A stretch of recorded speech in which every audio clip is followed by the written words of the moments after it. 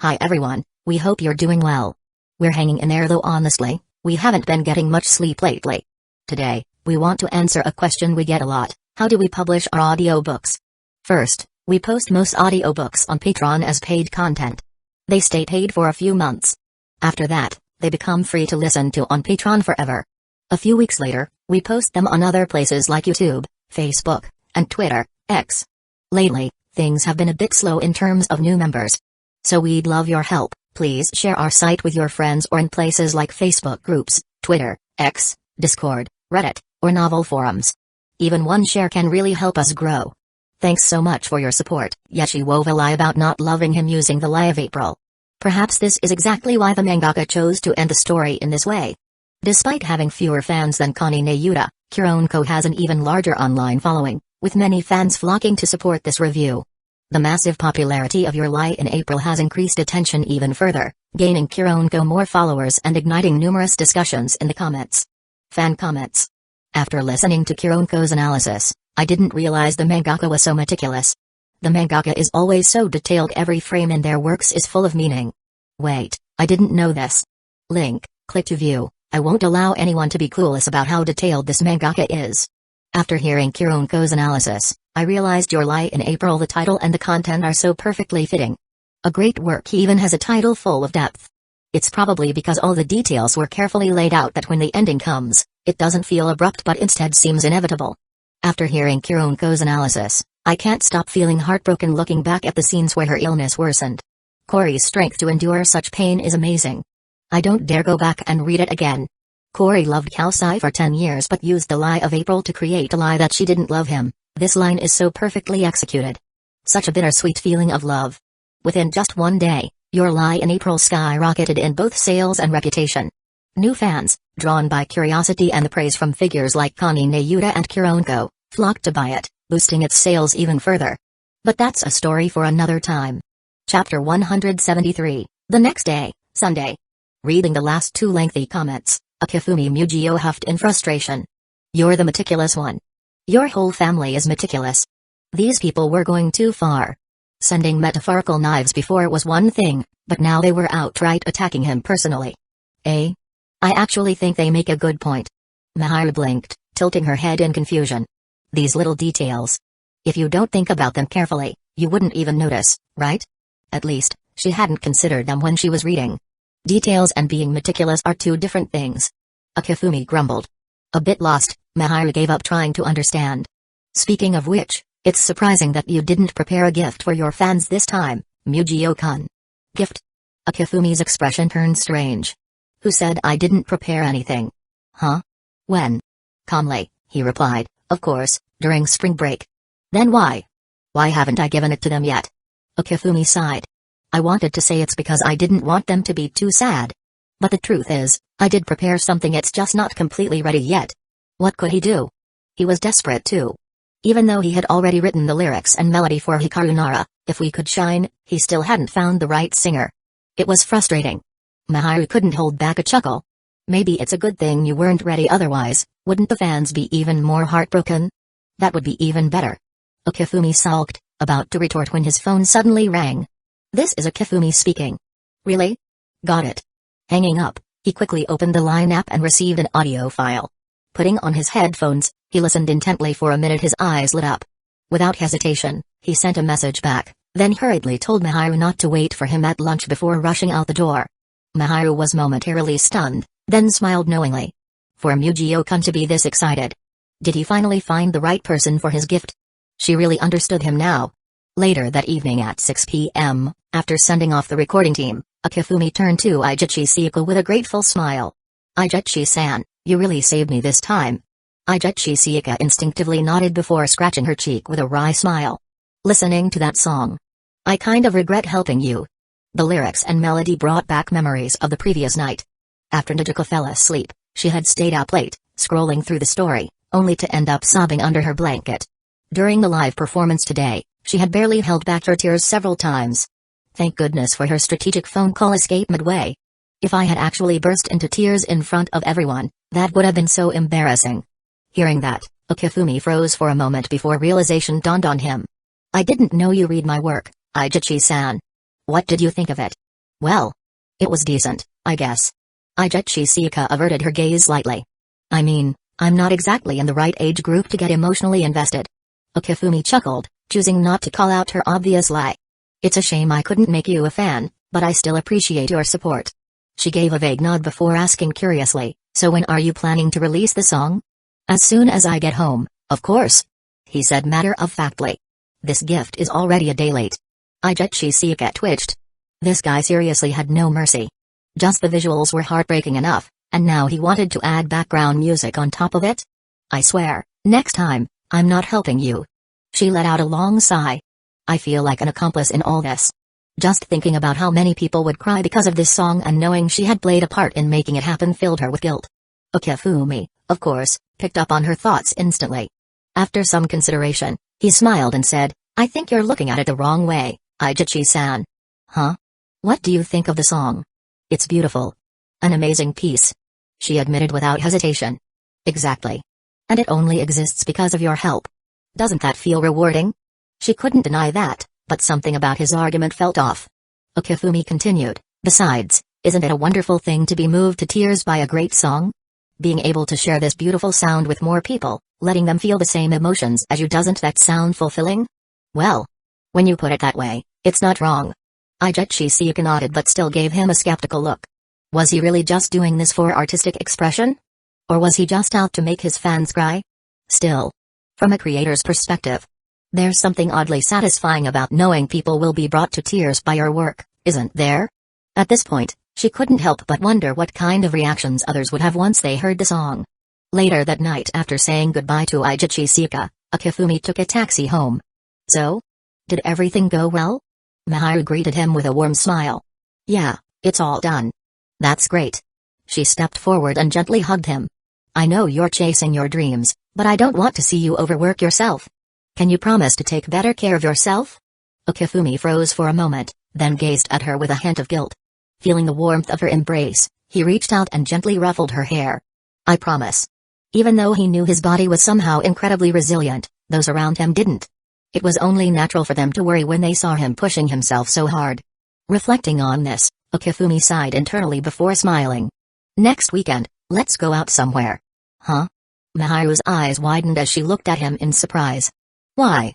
Like you said, I shouldn't overwork myself. Because of me? A sweet warmth spread through her chest. After knowing him for almost a year now, Maharu understood Okifumi's personality well.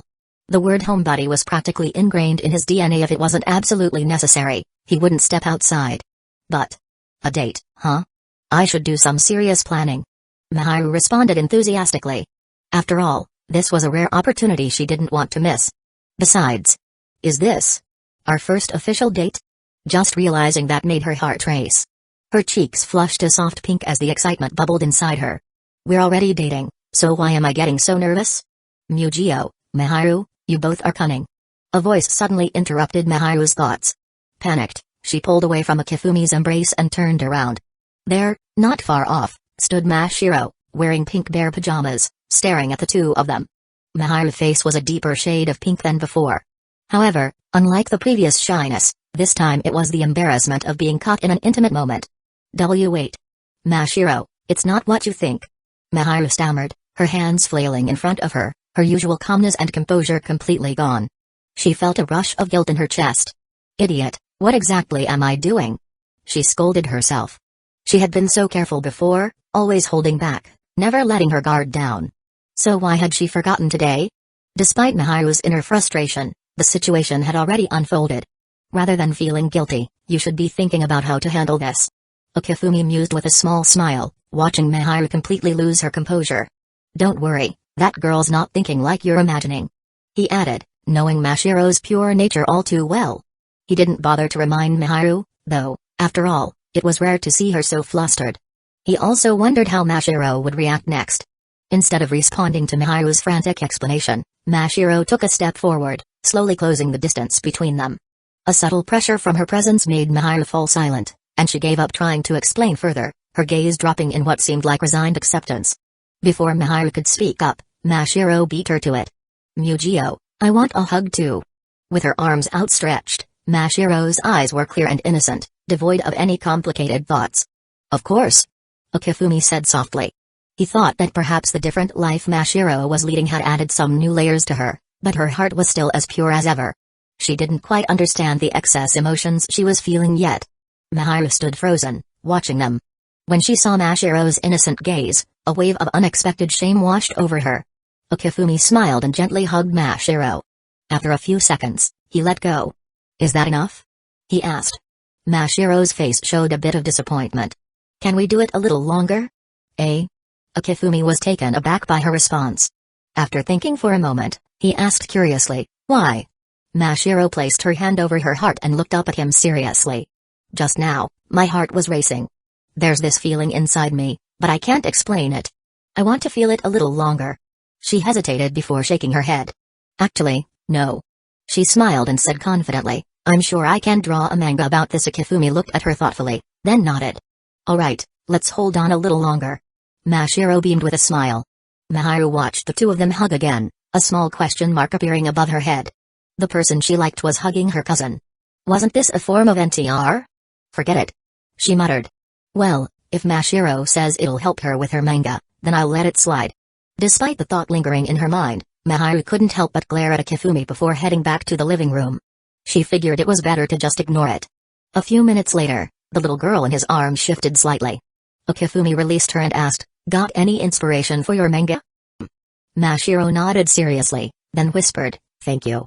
Don't mention it." Okifumi said, smiling. "I'm happy I could help you, no need for thanks."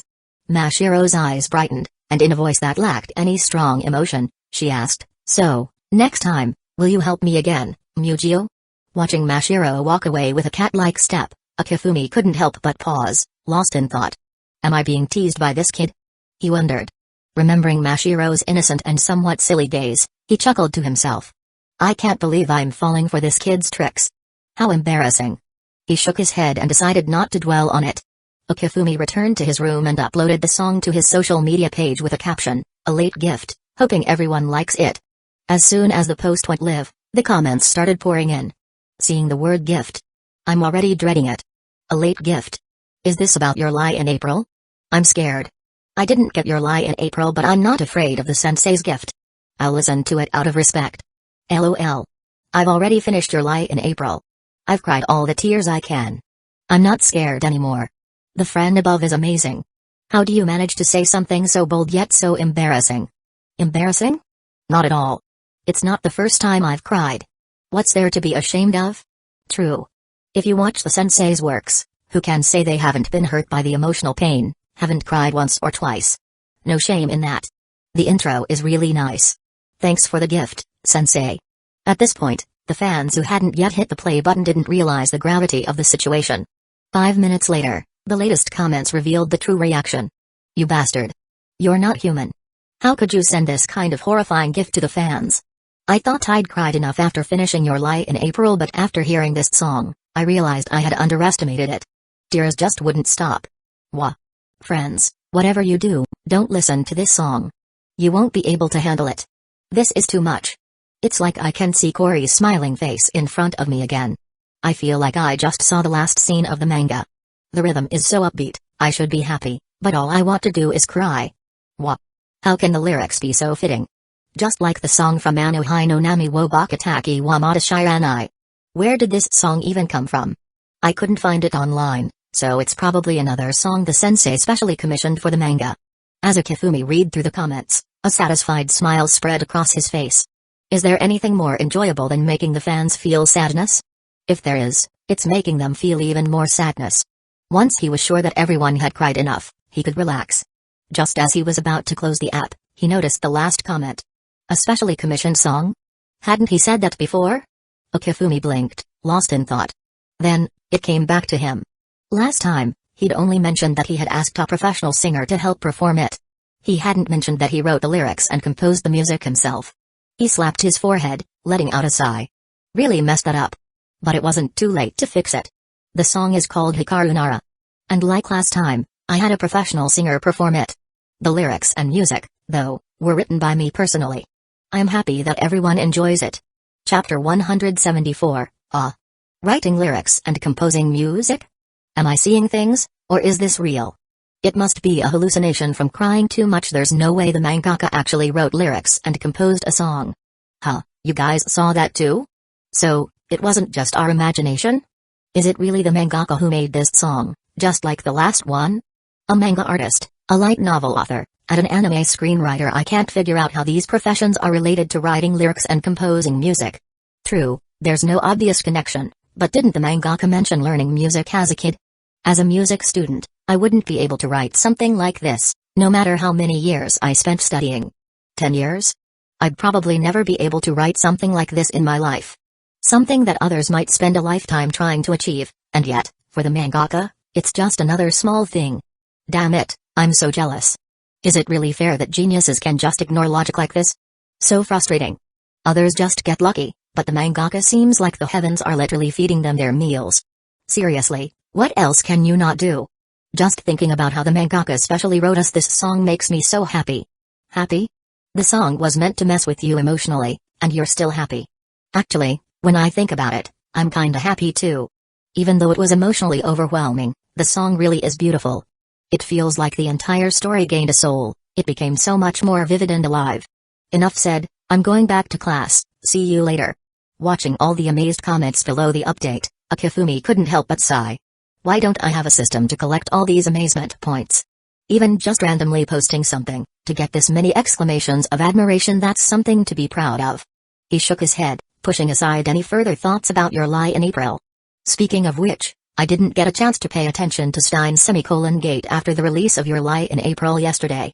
With that in mind, Akifumi opened up an ACG-related forum. He spent a few minutes browsing, only to close the website in frustration. The forum was full of discussions about your lie in April, and there was not a single mention of Steins Gate. Is this what they mean by lifting a stone and dropping it on your own foot? His new work had completely overshadowed the other project. How should he describe the feeling? It was a bit strange. Akifumi scratched his head and didn't let it bother him too much. If there was no news about Steins Gate on the forum, surely the video sharing sites would have something, right? With that thought in mind, he opened a video platform. Compared to the previous episodes, the latest one had significantly fewer comments. It was obvious that your lie in April was the reason. The fanbases of the two works overlapped quite a bit, and with the content in your lie in April being so intense, many fans were probably still reeling from it, which made it completely understandable that Steins Gate got less attention for the time being. The content of Steins Gate episode 15 was simple enough, something about a broken time machine, fixing it, and helping Rintoru find her father. Recalling the plot, Akifumi's gaze shifted to the comments below the video. Why does this episode feel kind of boring compared to the shocking one from last time? Not that there's nothing good here, but it just doesn't have the same impact as the previous episodes. I kinda get what the mangaka was going for, but spending 20 minutes on this one plot point? Feels like a bit much. But the next episode should go back to the past, right? Well, since I've already watched this much, I'm going to finish the whole thing. Hope the next episode can return to the previous level. After reading the comments, Akifumi felt a bit more at ease. Steins Gate was a work that really needed patience from its audience. And patience was in short supply in today's world.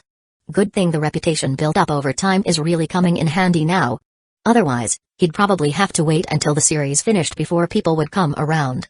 By the way, it seems like there are fewer negative comments than before. The earlier episodes had received some pretty harsh criticism, but starting from the last episode, the negativity had decreased quite a bit. How strange. Akifumi couldn't help but shake his head. No matter how much of a genius he was, he couldn't fully understand what went on in the minds of these so-called haters. And he certainly didn't know how their mindset had shifted since last week. Even though some of the recent episodes had given those who had turned against him last week a chance to change sides again, the time between episodes was so short that even the thick-skinned ones couldn't do it without feeling a little embarrassed. I'll wait to see how the next few episodes play out. If things went poorly, they wouldn't hesitate to roast him. But if things went well, of course, they will be the first to say, I knew this work was amazing from the start. What did I tell you? The mangaka's work could never be bad. My taste is just impeccable. Talk about being hypocrite. Akifumi sighed and shook his head. Well, whatever, it's all good. As for whether he was worried about the next episode, he wasn't at all. After all, episode 16 is where the first big climax hits. Having already seen the script, Akifumi knew that, compared to the original, this scene would be even more intense. The atmosphere of suffocation, breakdown, and his pair would be taken to the next level. And after episode 16, the following storylines would be full of non-stop high-energy moments. Fans definitely wouldn't be disappointed. Speaking of which, what should I do for my next project? Should he release it as a single-volume book? Although World End light novel was nearing its end, the manga still had plenty of content left. Your Lie in April was even more so right now. The content in the magazines had just wrapped up the first volume. It would be at least a year before Your Lie in April was complete. World End would have to wait until the end of the year. For Akifumi, who now had another new project in his hands, there was no way he'd be idle for that long. But as for manga serialization in magazines, he'd have to put that on hold for the time being. Well, I should find some time to chat with my editor. Time flew by, and in the blink of an eye, a week had passed. Saturday, 9 a.m. Want to go out tomorrow? Mashiro's eyes sparkled with excitement.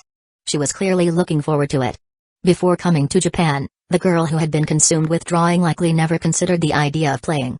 Mashiro, do you want to go to the amusement park, or?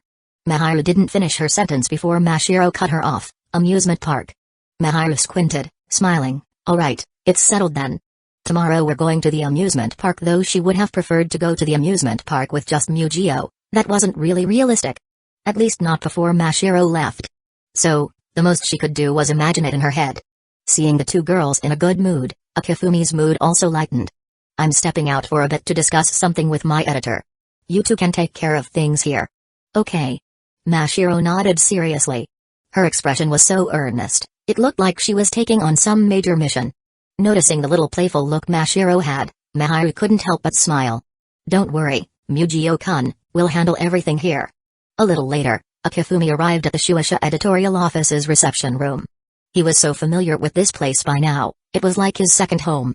No need for anyone to wait on him. Akifumi poured himself a glass of water and also made a cup of coffee for the assistant editor, then casually settled into a comfortable position. After a while, Atosuna Mihari entered the room. Seeing Akifumi, sprawled across the chair like he was at home, a resigned look appeared on her face. You're really not the least bit reserved, are you? Well, I'm not an outsider, so what's there to be reserved about? Akifumi's matter-of-fact response made Mihari smile slightly. Fair point. She thought for a moment, then picked up the coffee from the desk and took a sip, her eyes lighting up. Thanks. Akifumi chuckled. You're being way too polite. That's not like you. Then what is my style? She shot back with a question, then quickly switched to a more businesslike expression. Though I know you must have something special to discuss today, let me go over a few things first. A few things? Akifumi blinked, surprised. Of course, the sales for Your Lie in April were probably among them, but what else could it be? Curious, he leaned forward slightly, waiting for her to continue. The first is the sales for Your Lie in April. After 1 week of release, the total sales for Volume 4 have reached 428,000 copies. Eh? That many? Akifumi couldn't hide his shock.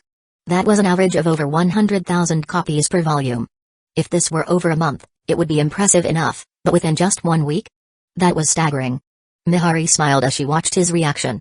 I thought you'd remain calm like usual. After so many times, seeing him genuinely surprised made her unexpectedly happy. Well, it's 400,000 copies. Akifumi shrugged. With his rebirth, his perspective had shifted, and he wasn't as indifferent as before. He had once been calm when hearing about sales, thinking it was nothing special. Take 100,000 copies, for instance, it roughly translated to about 7 million yen. Converted to US dollars, it was around $50,000. Not a small sum, but not particularly large either. But 400,000 copies in a week? That was like breaking the 1 million mark. Mihari nodded, her expression turning more serious. Actually, this number surprised all of us. However, after analyzing the data, the marketing department found that Your Lie in April story is very cohesive, so it has a strong pull. Plus, the cliffhanger at the end of Volume 7 left fans with a very high level of anticipation for the next chapters. Combined with the buzz online this past week and the long reviews by several bloggers, that's what helped us achieve these impressive numbers in such a short period. Akifumi nodded. That explanation made sense. Next up is the second piece of good news. The combined sales of the first few volumes of Your Lie in April have already hit 2.1 million copies. And when you add in the sales of your previous works, the total is approaching 10 million copies. 2.1 million copies? That meant each volume had sold around 300,000 copies? Your Lie in April sales are rising incredibly fast. Akifumi marveled. As for the 10 million sales she mentioned, he wasn't too concerned. Up until last month, Madoka Magical had sold 4.3 million copies, and Inohana had sold 2.2 million copies. There was a large gap between the sales of Madoka Magica and Inohana. The main reason was that the former had already been adapted into an anime, while the latter still hadn't gotten any news. But it also showed just how much anime adaptations could boost a work's sales. If we add up Your Lie in April sales, we're only at 9 million copies, right? At this point, there were hundreds of manga artists who had hit the 10 million sales milestone. So why get excited about it? Mihari couldn't help but roll her eyes. Just 1 million more copies to go, and by the end of the month, we can easily hit that mark. Although there were hundreds of manga artists in the 10 million club, there was still a significant difference in the weight of that achievement. Someone like you, who can hit that mark in less than a year, is among a very small group of artists. That was the real reason Mihari was so excited. Well, let's wait until we actually hit it. Okifumi waved it off nonchalantly. The 10 million club was no big deal. It might seem impressive, but when you calculate the royalties, it was only about 700 to 800 million yen. And when you convert that to dollars, after a year of hard work, I haven't even hit half of a small target. Of course, this only referred to his manga royalties. If you added in his income from other sources, Okifumi was already close to hitting that small target. Seeing his indifference, Mihari sighed. Shaking her head, she revealed the third piece of good news. According to the company's research, Inohana and Your Lie in April have both got a green lit for anime adaptations. This was a big deal. Okifumi's face lit up. After waiting for so long, Inohana is finally getting an anime. Well, it's understandable. Mihari shrugged. With other editors in the manga section giving up their resources, if we fought for more anime adaptations, what do you think the other editors would say? What would they say? They'd probably explode with anger. If this were in his past life, since the manga and animation studios were separate, as long as a work was good, it would get adapted. But in this world, companies like Shueisha were fully integrated, handling everything from light novels to manga and anime. There were limited resources for anime, and every year, there were numerous manga and light novels vying for animation opportunities. Last year, Madoka Magical had managed to jump ahead of the pack and get an anime adaptation, and if Inohana followed suit, the other editors wouldn't be happy. Okifumi knew all of this, so it didn't surprise him. But wait, Inohana makes sense, but Your Lie in April only just finished. How did it already get an anime adaptation? Won't other editors have an issue with this? Mihari smiled. Well, this is something that can't be helped. When the higher-ups speak, even if there are objections, people have to keep quiet. Okifumi understood now. That made sense. But the production team has limited staff, so the production process might take longer than usual. It's still uncertain whether it'll be ready this year. Okifumi wasn't too concerned about this. Production always took time, and compared to not knowing when it would get its turn, this was much better. Well, that's all I had to say. Mihari continued. Now, what brings you here today? Can I release a single volume in May? Are you talking about World End? Okifumi shook his head. No, World End has its light novel, no rush on that. Then what is it? By the time she asked, Mihari already had a feeling. My new work. Chapter 175, upon hearing those 4 words, Atosuna Mihari showed no surprise on her face. Instead, her expression was one of knowing it all along. She sighed and said, You never think about resting, do you? Drawing manga is my rest. Okifumi shrugged. For his current physical condition, completing a chapter's workload took only half a day.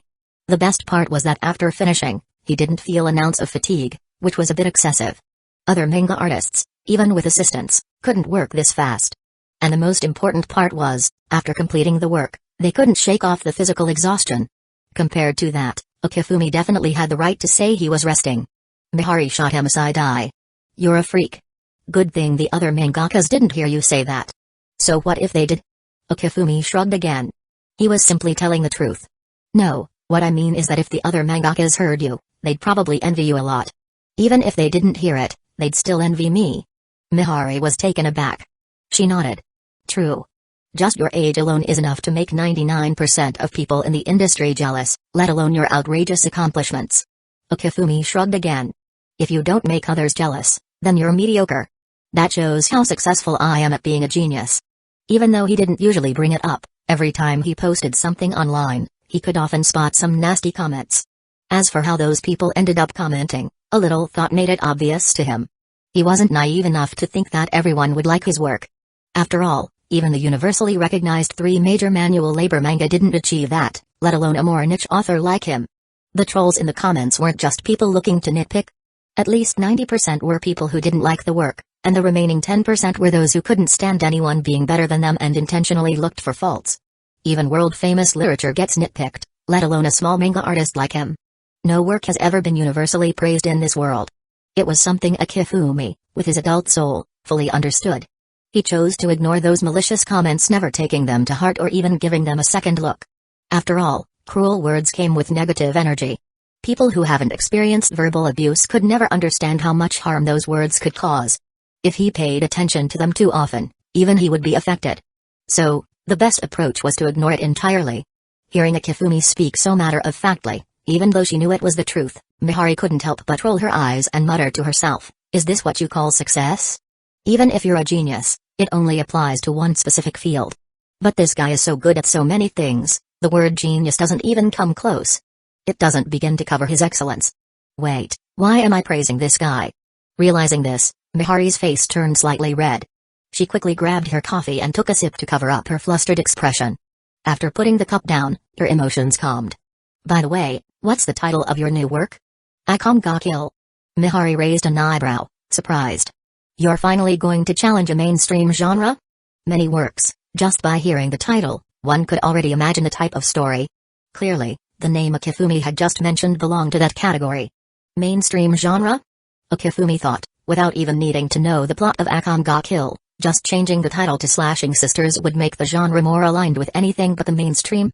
More accurately, it should be called Evil Path instead. However, "You didn't forget that my debut work was Madoka Magica?" Akifumi spoke half-jokingly. "Besides, what manga artist can resist a mainstream genre? You can't possibly have forgotten, right?" Mihari rolled her eyes. Madoka Magica belonged to the fantasy genre, but if it was based on battles, it could still qualify as a mainstream genre. True. Akifumi smiled. Mainstream genres have the broadest audience, so it's only logical to go for it. Without paying much attention to Mihari's musings, Akifumi continued, "So, can I directly release it as a volume?" "No. If it were anyone else, they'd probably get a firm no without hesitation." Mihari replied with a sigh. "But since it's you, everyone's already used to your unorthodox style. As long as the work is good enough, I don't think it'll be an issue." Akifumi smiled confidently. "I'm a little confident about that. Anyway, if you want to release it, just bring me the manuscript when you have time." Looking at the manuscript Akifumi had already pulled out from behind him and placed in front of her, Mihari sighed again. "You're always prepared in advance, just waiting for me to bite." "I'm just delivering results too, my editor-san." Akifumi responded cheerfully, then added, "But I've only finished the first chapter so far." Mihari took the manuscript and flipped through it. It was about 70 to 80 pages long. "Is the first chapter this long?" "This first chapter is already enough content for several chapters. I can already see a little bit of what's coming. I'll notify you when there's news." "Thanks, Atosuna-san." Akifumi smiled and nodded in thanks. The two chatted a little longer before Akifumi left. "Is this Akifumi-sensei's new manuscript?" A colleague sitting nearby saw the thick manuscript Mihari was holding and couldn't help but exclaim. She'd seen this scene so many times. When her colleague spoke, Mihari, who had just returned to her desk, nodded helplessly. "Yes, it is. Akifumi-sensei really has a deep love for manga." Her colleague remarked with admiration in her eyes. As an editor, it was normal to admire manga artists who drew well. Does he really have that deep a love for manga? He's just in it for the money and wants to see fans cry. Although Mihari wanted to throw out such a harsh comment, she couldn't deny Akifumi's passion for manga. Otherwise, he couldn't possibly be so prolific. Whether he loves manga or not, his efficiency is definitely number one in the industry. Her colleague nodded with a smile, then curiously asked, "But Akifumi-sensei has a few works already serialized, right? What about his new work?" "Well, he just asked me to help him check it out since he wasn't sure about it," Mihari explained. When she was a rookie editor, she'd never hesitate to say something like releasing a volume right away. But now, she knew better. "Wait, Akifumi-sensei has doubts?" Her colleague was surprised. She remembered the company gossip. Akifumi-sensei never needed editors to check his work, he just released it directly. Mihari replied naturally, "Even if he's that good, he's not perfect. Besides, I'm a professional. Isn't it only right to leave professional tasks to professionals?" Her words were firm and full of confidence, showing how much she'd grown. "So the rumors were wrong?" "I knew it, there's no way anyone could be that amazing." The colleague nodded thoughtfully. Seeing that she had successfully deflected the conversation, Mihari let out a sigh of relief and began to seriously examine the manuscript in her hands. She opened the cover page, revealing a colorful illustration dominated by shades of red and black. Just as people decay over time, so too will nations eventually face destruction. Even the once prosperous imperial capital, now only a decaying hell on earth, is overrun by ruthless monsters disguised in human skin, tyrannizing the streets. If the heavens will not punish the wicked, we shall fade into darkness and bring an end to it ourselves.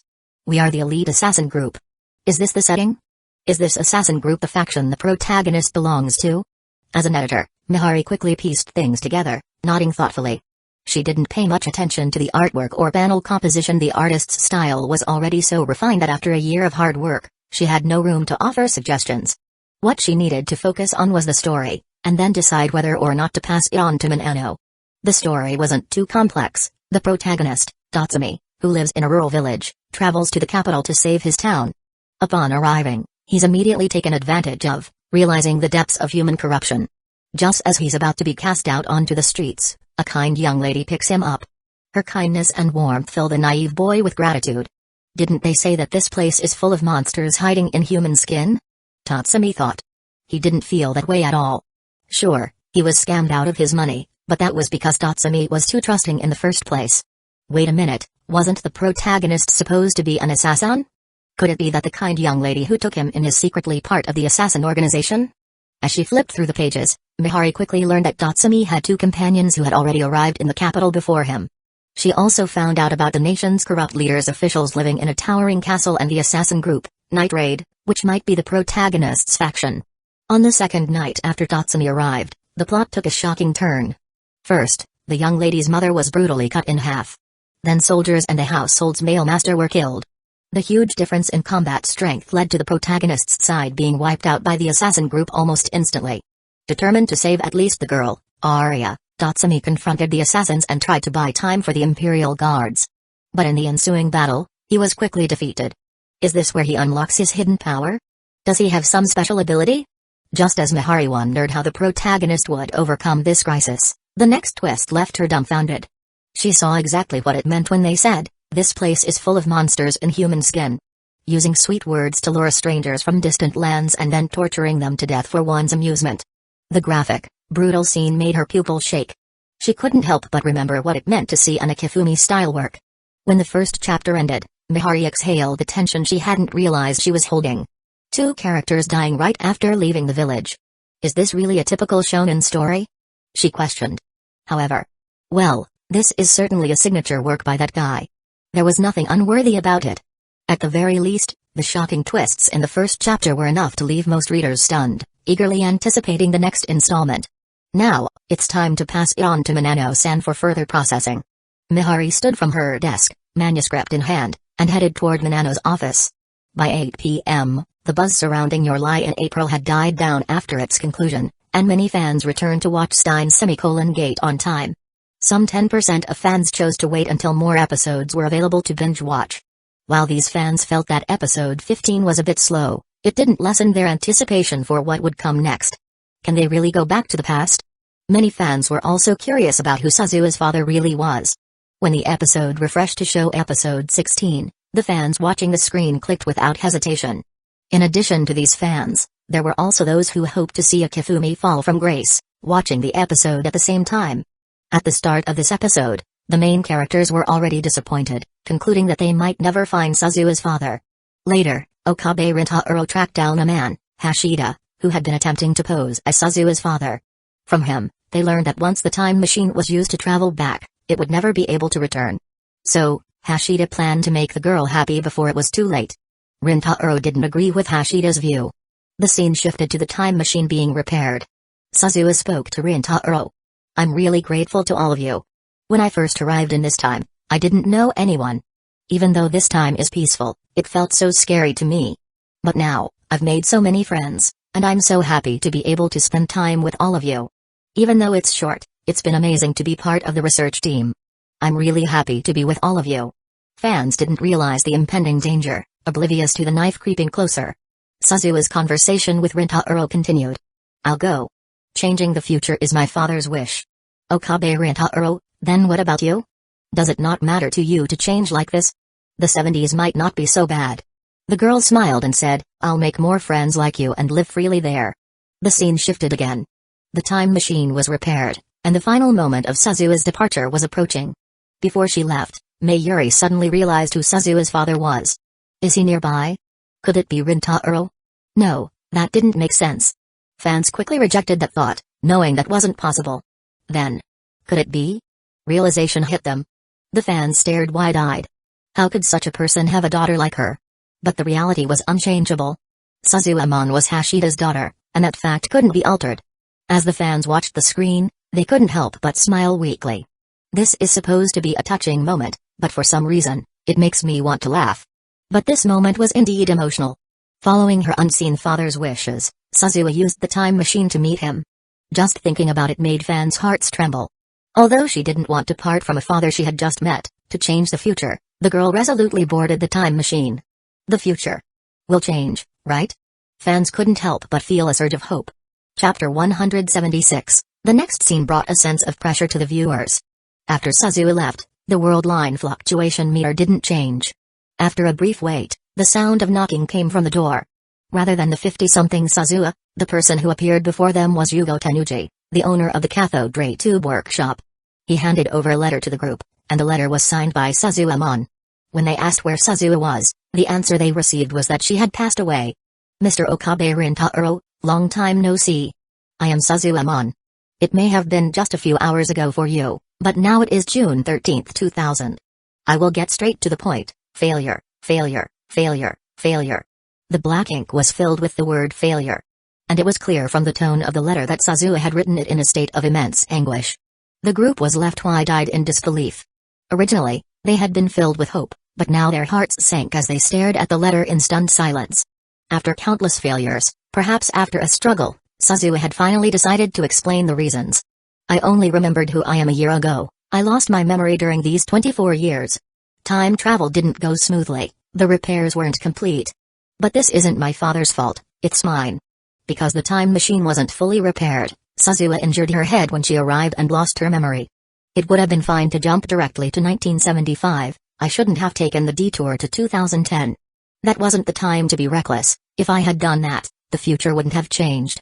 I didn't get the even 5100, I'm sorry, I'm sorry, I'm sorry. What did I live for until this age? I forgot my mission and just shamelessly kept on living. Please forgive me, forgive me, forgive me. Mr. Okabe Rintaro, after that time machine meeting, you stopped me from jumping to 1975, because there was a thunderstorm that night, and the time machine broke. If I could go back, I wish you hadn't stopped me that day. This life is meaningless. The black lines filled with gloom and despair, the girl's vacant gaze, the twisted lines at the end of the letter, all of this, combined with the voice acting's intense delivery, stirred up a strange, dark feeling in the hearts of the viewers. Regret, pain, sorrow. Then, when the fans learned that Suzuha had hanged herself 10 years ago in her house, and that her mental state had become extremely unstable the year before her suicide, the dark emotions completely exploded in the viewers' hearts. The story didn't end here. After learning all of this, Okabe was heartbroken and decided to use D-mail again, ensuring that he wouldn't stop Suzuha from leaving that day. This way, she would be able to jump to 1975 before the storm hit. The price of this would be that she would never know who her father was. Unlike the time machine, D-mail was a system that could send emails to the past. Once D-mail was sent, the world would reconstruct itself based on the recipient's actions. Since the recipient's response couldn't be predicted, the results of this world reconstruction were unknown. Only Okabe could observe the changes in the world after D-mail was sent. As the world line was reconstructed, there was no doubt that the future had changed. In this new world line, Suzuha didn't commit suicide but instead passed away naturally from illness. Before her death, she repeatedly muttered, "Is this value from before the change, or after? Did I change it?" The world line fluctuation meter indeed showed a change, but it didn't exceed the 1% mark that Suzuha had mentioned. Before long, it was time for Mayuri's death again, but this time the train didn't stop. Okabe rushed back to Wanab and found Mayuri peacefully sleeping on a couch.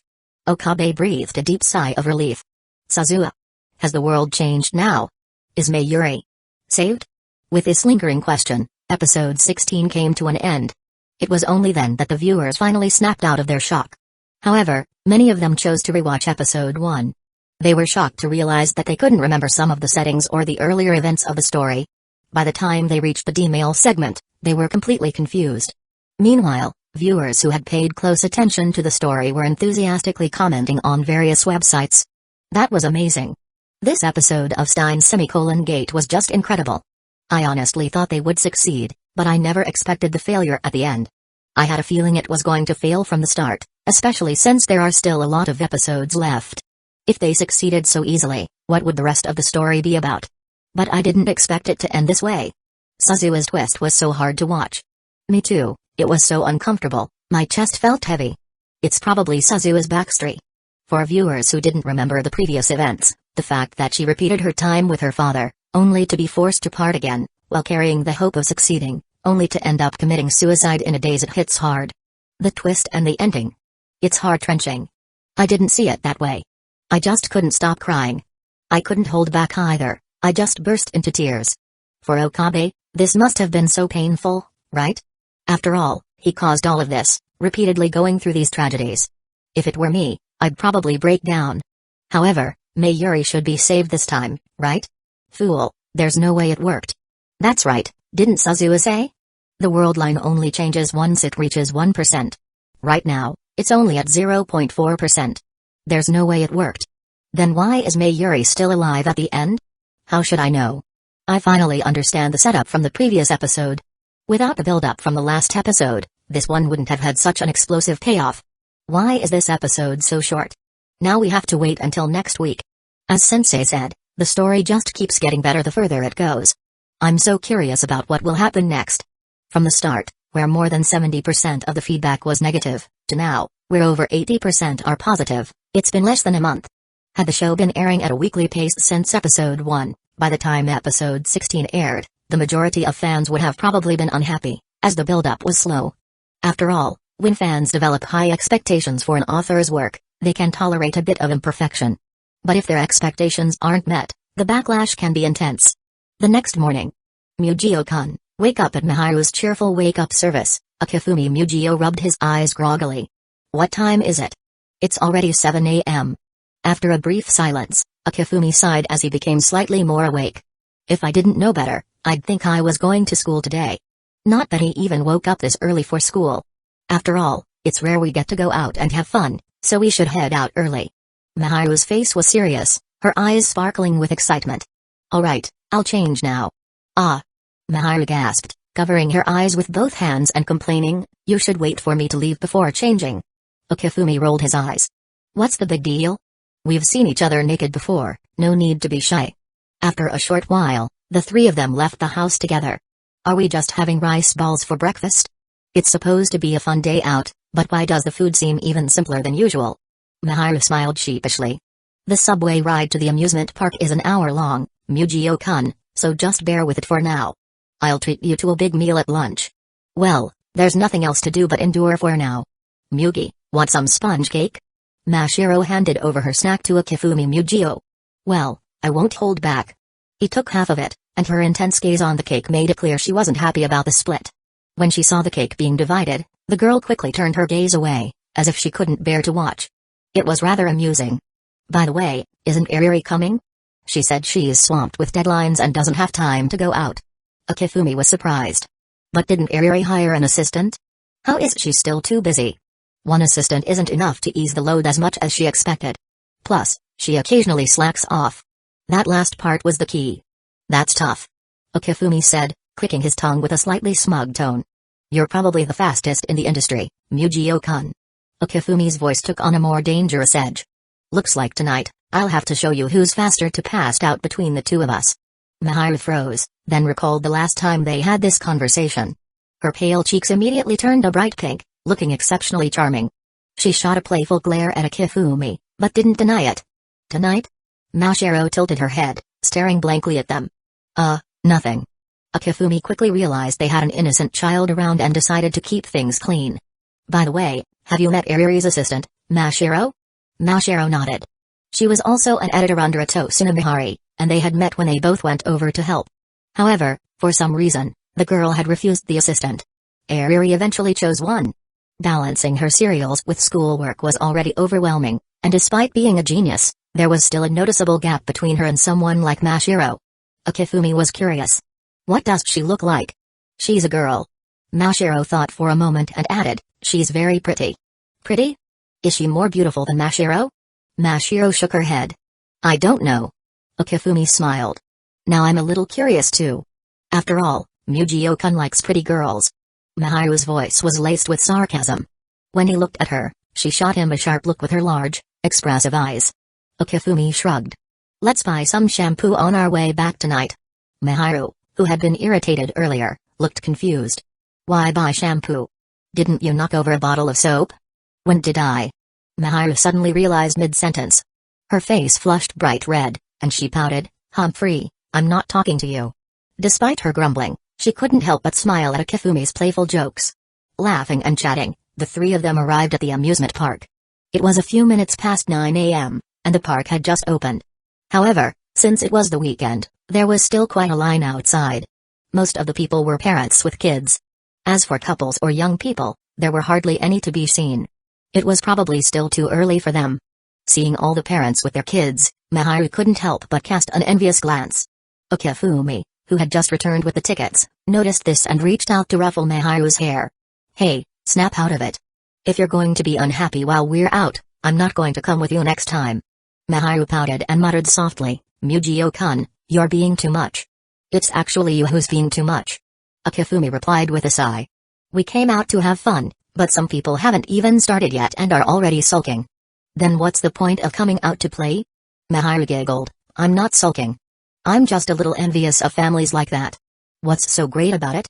Okifumi rolled his eyes and glanced at Mashiro. His eyes lit up, and he took Mashiro's hand and placed it in Mahiru's. Then, he took Mashiro's other hand for himself? Mashiro blinked in confusion but silently accepted and held both of their hands. This way, we're kind of a family too, right? Right, Mashiro? Okifumi, what kind of family are you talking about? Never mind, not thinking about it. Mashiro blinked and nodded. Mahiru shot Okifumi a glare. After thinking for a moment, she didn't point out that she didn't want to play the mom role. Otherwise, with Mugio-kun's mischievous nature, he'd probably say I should be the daughter. Once they entered the amusement park and saw the attractions, both Mahiru and Mashiro's eyes sparkled. It was easy to tell that neither of them had ever been to a place like this. One was a girl who had been obsessed with painting her whole life, and the other had no parents, so she likely hadn't had the chance to visit such places. Mugi, I want to ride that. Mashiro tugged on Okifumi's sleeve, pulling him out of his thoughts. Her eyes were fixed on the roller coaster nearby, sparkling with excitement. Okifumi raised an eyebrow. Are you sure, Mashiro? Mashiro nodded earnestly. Okifumi turned to Mahiru. Are you coming? No way. Mahiru immediately shook her head without hesitation. Just looking at it was enough to make her heart race. Mashiro is really brave. She thought to herself, gazing at her with some admiration. Since the park had just opened, there wasn't much of a line for the larger rides. Soon, it was their turn. Shall we go? I'll wait for you here. Mahiru smiled and replied. Though the roller coaster was a major ride, the whole thing only lasted a little over 2 minutes. After they came back down, Okifumi helped the pale and dizzy Mashiro as they both exited the ride. Why bother if you're not good at it? Mashiro couldn't speak, still feeling dizzy. Mahiru approached, concerned. Are you okay? Well, it's my first time on a roller coaster. I should be fine after a little rest. Let's sit over there for a while. The three of them walked over to a nearby bench and sat down.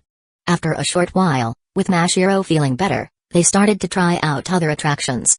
However, this time, no matter how much Okifumi urged, the girl refused to go on the swinging ship, pirate ship, or drop tower. The day passed by quickly. As the sun set, Okifumi looked at the tired faces of the two girls and asked, shall we head back? Mahiru stubbornly shook her head. Just one more ride. Mashiro, what about you? One more too. Neither of them was willing to give in. And then, is this really the last ride? Looking at the giant Ferris wheel in front of them, Okifumi couldn't help but chuckle. Ending the day like this felt just like something out of an anime. Chapter 177, Why Didn't I Go With You? Ariri gritted her teeth in frustration, her small face filled with dissatisfaction. Because you always slack off, can't produce enough drawings, and are on the verge of missing deadlines. Ugh. Faced with Okifumi Mugio's blunt criticism, the girl let out a pained whimper. Even though she had originally prepared 3 extra chapters as a safety net before serialization, unexpected situations had drained them all. After all these months, Ariri's stockpile was completely depleted. Otherwise, she wouldn't have had to push herself so hard last week. As for someone like Akifumi, who consistently works ahead and has completed entire chapters in advance, that kind of dedication was almost unheard of in the manga industry. It's not like I wanted this. Keeping up with serialization isn't that easy. Akifumi raised an eyebrow. Are you sure you want to say that to me? Ariri refused to answer and instead flicked her twin tails at him. Feeling the soft impact of her hair, he absent-mindedly noted that it actually made for a decent massage. Seeing Ariri puff up her cheeks and sit down on the sofa, Akifumi casually asked, by the way, is next week's serialization on track? Of course. Ariri smirked confidently.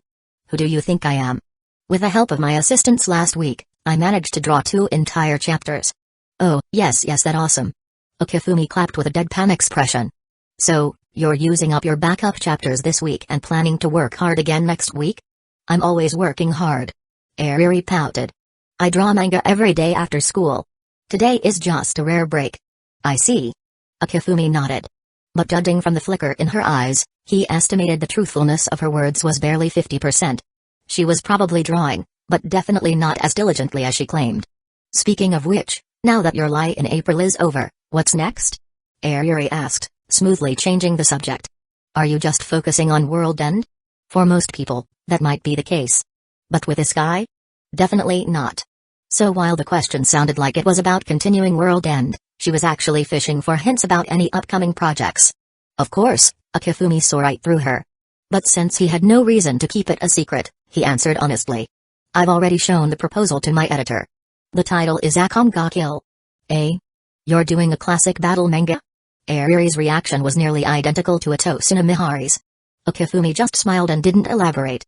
So, what's the plan? Will it start serialization after World End ends? Not getting approved for serialization? That thought wouldn't even cross the mind of any reasonable fan.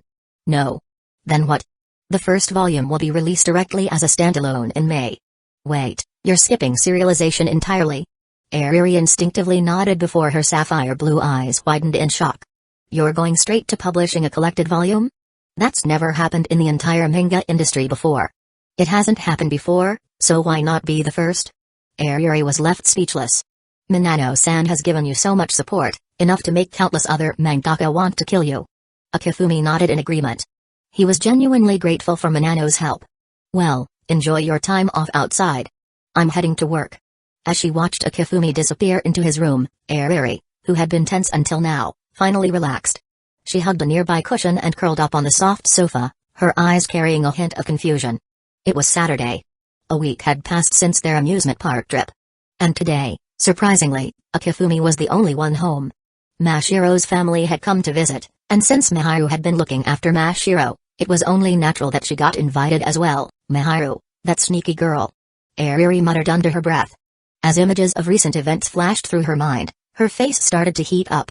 Without a doubt, the reason she was here today was all part of Miharu's plan.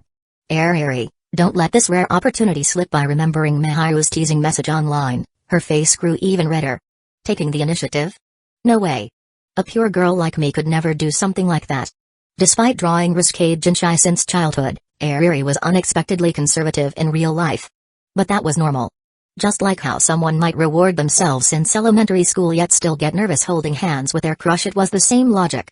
So when Miharu suggested she make a move, Ariri found herself completely flustered. That guy. Back when it was just the two of them, he used to tease her all the time. But now? Why had he suddenly become so reserved? Ugh, so frustrating. Ariri bit her lip, hesitation written all over her face. Her rational side knew this was a rare opportunity. But her pride as a girl made it impossible to take the first step. Meanwhile, Akifumi had no idea what was going on outside. Right now, he was focused on something far more important. I've learned most of the theoretical knowledge. Now it's time for practical application. After finishing Your Lie in April, 2 new projects had naturally surfaced in his mind. After all, Stein's Gate had already been fully produced by the company. According to the usual pattern, the conditions for unlocking new works had been met, and they had materialized accordingly. One of them was the Akonga manga he had mentioned earlier. The other, however, wasn't an anime, manga, or novel. It was a game. An RPG. How ridiculous was that? He had already made a name for himself in light novels, manga, and anime. And now, a game? I guess I'm truly covering the entire ACG spectrum now. With that thought, Akifumi let out a sigh, feeling both overwhelmed and oddly proud. The sheer breadth of his work was both a burden and an achievement. Plenty of anime writers and light novelists had dabbled in game scripts before. But actually developing a game independently? That was rare. And among those who had worked in anime, manga, light novels, and games? He was probably the only one in the entire industry. I've already installed the necessary development software. Although he could create his own assets, downloading them online was much more efficient. I'll collect the materials first, then start programming. With modern tools, making a game wasn't as difficult as it used to be. Even a complete beginner could pull it off with some effort.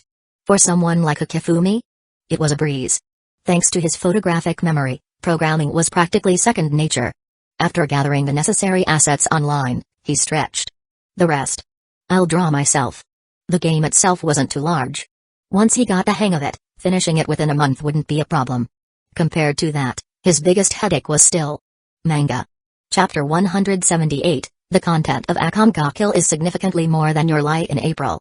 They can't seriously expect me to finish drawing everything before unlocking the next part of the story, right? With that in mind, Akifumi had an idea.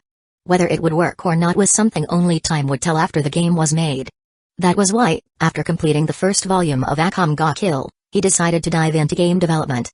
Your lie in April could be brushed off with the excuse that it had been drawn in advance. But if Akamga Kill kept releasing volume after volume without pause, what would people think? Wasn't it a little too blatant? Wouldn't anyone be suspicious? Pushing aside those scattered thoughts, Akifumi let out a sigh. I really hope I'm right about this. As long as he didn't have to deal with two long-term projects at the same time, he could maintain a high creative output. Morning passed in a blur. Stretching lazily, Akifumi walked out of his workspace, only to see Ariri curled up with a pillow, fast asleep. He couldn't help but smile. Stepping closer, he looked at her peaceful sleeping face, his gaze softening. Why does she look so much cuter than usual when she's asleep? Just then, a silly smile appeared on Ariri's delicate face, as if she were dreaming about something amusing. So cute. It was like watching a small, goofy animal. Unable to resist, Akifumi reached out and lightly poked her cheek. Her skin was soft like a baby's. Even though his touch was gentle, Ariri's smile faded slightly, her brow knitting in the slightest frown. Then, she stirred. Her eyes blinked open slowly, hazy with sleep. For a moment, she looked completely lost. Her long lashes fluttered as her mind cleared. And then her expression changed. Realizing that Akifumi was barely inches away from her, her eyes widened in shock. She instinctively shrank back against the sofa, trembling. What are you doing? It wasn't hard to guess what had happened. Before falling asleep, Ariri had probably been thinking about all sorts of scenarios. And now, freshly awake, her half-conscious mind must have assumed that those scenarios were about to become reality. Flustered and frightened but also, deep down, a little thrilled. Akifumi gave her a deadpan look, as if she were an idiot. Then, he reached out and touched her forehead. He withdrew his hand and sighed. You're not running a fever. So why are you acting so dumb? Who says I'm not burning up? She very nearly blurted it out. But wait. Fever? Ariri blinked. Then, as if just realizing something, a faint pink spread across her cheeks. As if. It's not even cold outside. Akifumi shrugged. Then I've got no idea what's wrong with you. Do you want anything for lunch? Hearing that, Ariri deflated. She had expected something else. Now, disappointment settled in the pit of her stomach. Listlessly, she mumbled, no. All right. I'll just order whatever, then. He grabbed his phone and scrolled through his contact list, picking out a familiar takeout place. Thanks to Miharu, he rarely had the chance to order food delivery. But every now and then, he would take the girls out to eat and treat them to a good meal. This was one of those restaurants. As Akifumi browsed the menu, Ariri bit her lip. Her large, expressive eyes shone with frustration. There's not much time left. Miharu had mentioned she would be back around 8 p.m. But the entire morning had already been wasted. If she kept hesitating for the next few hours, even an extra day wouldn't be enough. The reason you keep losing is because you never make a move first. You have such a perfect chance right now, are you really going to let it slip away? If you just stand by and watch as they get closer and closer, one day. Her mind flashed to your lie in April, where Arima and Kori gradually grew closer, while childhood friend Tsubaki faded into the background. Even so, when Tsubaki finally realized her feelings, she mustered the courage to confess. It's just a confession. What's there to be afraid of? Do I like him? Yes. Even knowing Miharu existed, she still liked him. Could I walk away? The very thought made it hard to breathe. Her chest tightened, suffocating with a heavy weight. She took a deep breath. Her eyes filled with determination. She had never intended to back down. So what was there to hesitate about? Mugio.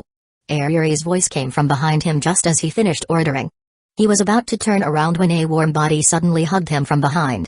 Don't turn around. Okay? She was so close he could feel the rapid thudding of her heart against his back. Like it was about to burst out of her chest. Okifumi remained silent, unmoving. Hearing no protest, Ayuri let out a quiet breath, then spoke. When I first saw you. When you play with me since childhood. I knew. I still love you. I thought that as long as I stayed by your side, one day, it would happen naturally. But Tsubaki from your manga told me it doesn't work like that. If I don't take action, the person I love will eventually leave. Losing to Miharu doesn't make me angry. What makes me angry is myself for being so stupid. For wasting such a perfect opportunity. It's dumb, isn't it? Okifumi let out a deep sigh. Then, he nodded. Yeah. Super dumb. The arms around him tightened. But not because you missed your chance. Huh? His unexpected answer made her freeze. Taking advantage of the moment, Okifumi turned around.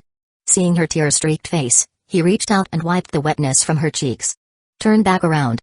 Flustered, Ayuri panicked. Okifumi just smiled, gently cupping her face.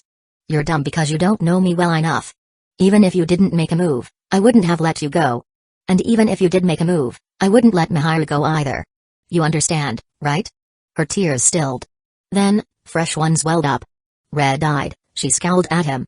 Scumbag. Okifumi chuckled. As if a single insult like that would bother him. Let me guess. You and Miharu planned for you to confess right now, didn't you? A flicker of guilt flashed across Ayuri's face before she quickly recovered. And no. It was a spur-of-the-moment thing. As if he'd believe that. Plotting behind my back, huh? You two have some nerve.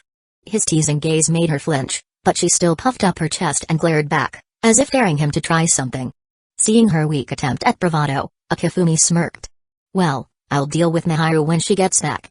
But as for you, since you chose to confess now, I assume you've already prepared yourself, right?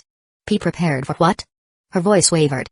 No matter how pure she pretended to be, as a Jin artist, she knew. Seeing her faint innocence, Okifumi said nothing. Instead, he scooped her up into his arms and carried her towards his room. If you play with fire, you better be ready to get burned. After they enter the room, Okifumi dropped her on his bed. Ayuri's eyes flickered nervously, her hand tightening around the fabric of her pants. She had started this initiated everything, but now, as the moment was upon her, hesitation crept in. She looked up at Okifumi, her voice soft and unsure. Mugio, I'm not sure? She murmured, as if questioning herself more than him. He raised an eyebrow, leaning in slightly. What's wrong? His tone was steady, though a trace of concern flickered in his eyes. Ayuri bit her lip, the confusion evident in her gaze. Isn't it too early? Miharu will be back in a bit. Okifumi's lips curled into a faint smirk, a spark of amusement in his eyes. You started this, Ayuri. Her face flushed, her hands fidgeting in her lap. That was. I just wanted to tell you how I feel. It's not like so, you don't want to do this? Okifumi's voice was gentle but firm. He needed to hear her answer, to know if she was truly ready. If not, he wouldn't push her. Ayuri flinched, her gaze darting away. This isn't about yes or no. Why now, though? You already have Miharu. You don't need to know how I feel. It's pointless. Her voice trembled, a mix of frustration and something deeper, perhaps fear. Okifumi's expression softened. Then why do you want to be with me? He asked, his voice quiet but sincere. That's what I need to understand. Ayuri's breath hitched, her heart racing. What do you mean? He let out a soft sigh, his tone thoughtful. From the moment we met, I felt like I had to protect you. At first, it was more like wanting to look out for you. But over time, that feeling changed. Ayuri blinked, her pulse quickening. Changed how? Okifumi's smile was warm, his eyes holding hers. What do you think I mean? You asked. I'm giving you the answer. The rest is up to you to figure out. The words hung in the air, and Ayuri's mind raced to catch up. You mean? You've fallen for me? She whispered, her voice barely audible. Even though you already have Miharu? Okifumi didn't flinch. Instead, he nodded slowly, his gaze steady. Does that surprise you? She glared at him, though there was no real heat in it. You scumbag. She muttered, raising a hand to playfully swat at his chest. But before she could, Okifumi caught her wrist, his grip firm yet gentle. Hold on, Ayuri. He said, His voice calm but teasing. You're the one who started this, remember? Her face flushed deeper, and she looked away. I needed to know how you felt. That's all. Okifumi's expression softened, his thumb brushing lightly over her wrist. And now you do. So, what's next? Ariri hesitated, her breath catching. I don't know. Her eyes meet with his and he began to lose himself in her gaze. Ariri. I love you NNH. Okifumi softly caress her lips. Reassured, she closes her eyes and the contours of a smile shape their kiss. Chapter 179, MMH. MMHH. MH, MH. HFF, MMP. Ah, ha. MH, MH, MMH. MH. Ariri's senses are overloaded with his smell and taste. MH, ha, ha. Slow down. MH, F, MF, MHH. Ariri start to struggling to breathe, but still deliberate to continue kissing. She opens her lips. F, MH, MHH. MH. You're so cute Ariri. MH, MHHHH, MH, MMMH, moi. MMH, MMPH. Her body trembles and squirms. Ariri squeezes her knees together as the kissing continues. Moi. MMH, MMPH. MMH. MMH. HFF, MMP. MMH, moi. MMH, W8. No can do. I'm not letting you chicken out today. I won't. I'm not gonna do that. I wanna take off my clothes myself, just turn around for a bit. Ariri said while throwing a pillow to Okifumi's face. A few minutes later after she done undressing, Ariri's voice called out softly, okay. You can look now. Okifumi turned around. Ariri sat onto the bed covering herself with the bedsheet. Why are you still covering yourself? You were so passionate during that kiss. What happened? Nothing happened. I'm still preparing myself. Then I'm ready, but I'm still a little hesitant to show you my body. I'm taking this. Okifumi pull away the bedsheet in one fell swoop. Way up. Ariri's face is bright red, but she doesn't offer any further resistance. Okifumi looked at her beautiful body and felt his breath catch, Ariri sitting there in front of him without wearing anything. She closes her eyes, seeming to have resigned herself to it. Why you're disappointed? 'Cause they're so small aren't you? No, I think your body is just perfect. Okifumi gently hugged her and pushed her over to the bed and lay her down, before joining her on the soft mattress. Okifumi continuing the kisses, and he started to take off his pants and set his member free. While it's throbbing in anticipation, because of a habit doing it with Miharu, Okifumi realized it's Ariri's first time doing this, so important to set the mood first. MMH, MMPH. NNNGH, MLLN. Fwa, MMH. Moi, MLLN, NNH. Warm air tickles Okifumi's face as they exchange more breathy kisses. Saliva drips from the corners of their mouths, but neither of them seems to care. Okifumi's hand drifts downward once more. When his hand slides in between her legs, she quivers again. W8 as Okifumi caress her pussy, Ariri's voice becomes even more sensual, and clear juices start to flow in response. Ariri. You're soaking down here. You don't have on. To say that idiot. Ariri sounds more relaxed, but the next moment her body starts quivering with pleasure. You, on comma dash that. Where were touching me? NNNGH. What do you know about the clitoris? Okifumi asked, somewhat teasingly, all the while gently stroking the very spot in question. It's not that I don't know. I had no idea. MMH, fwa.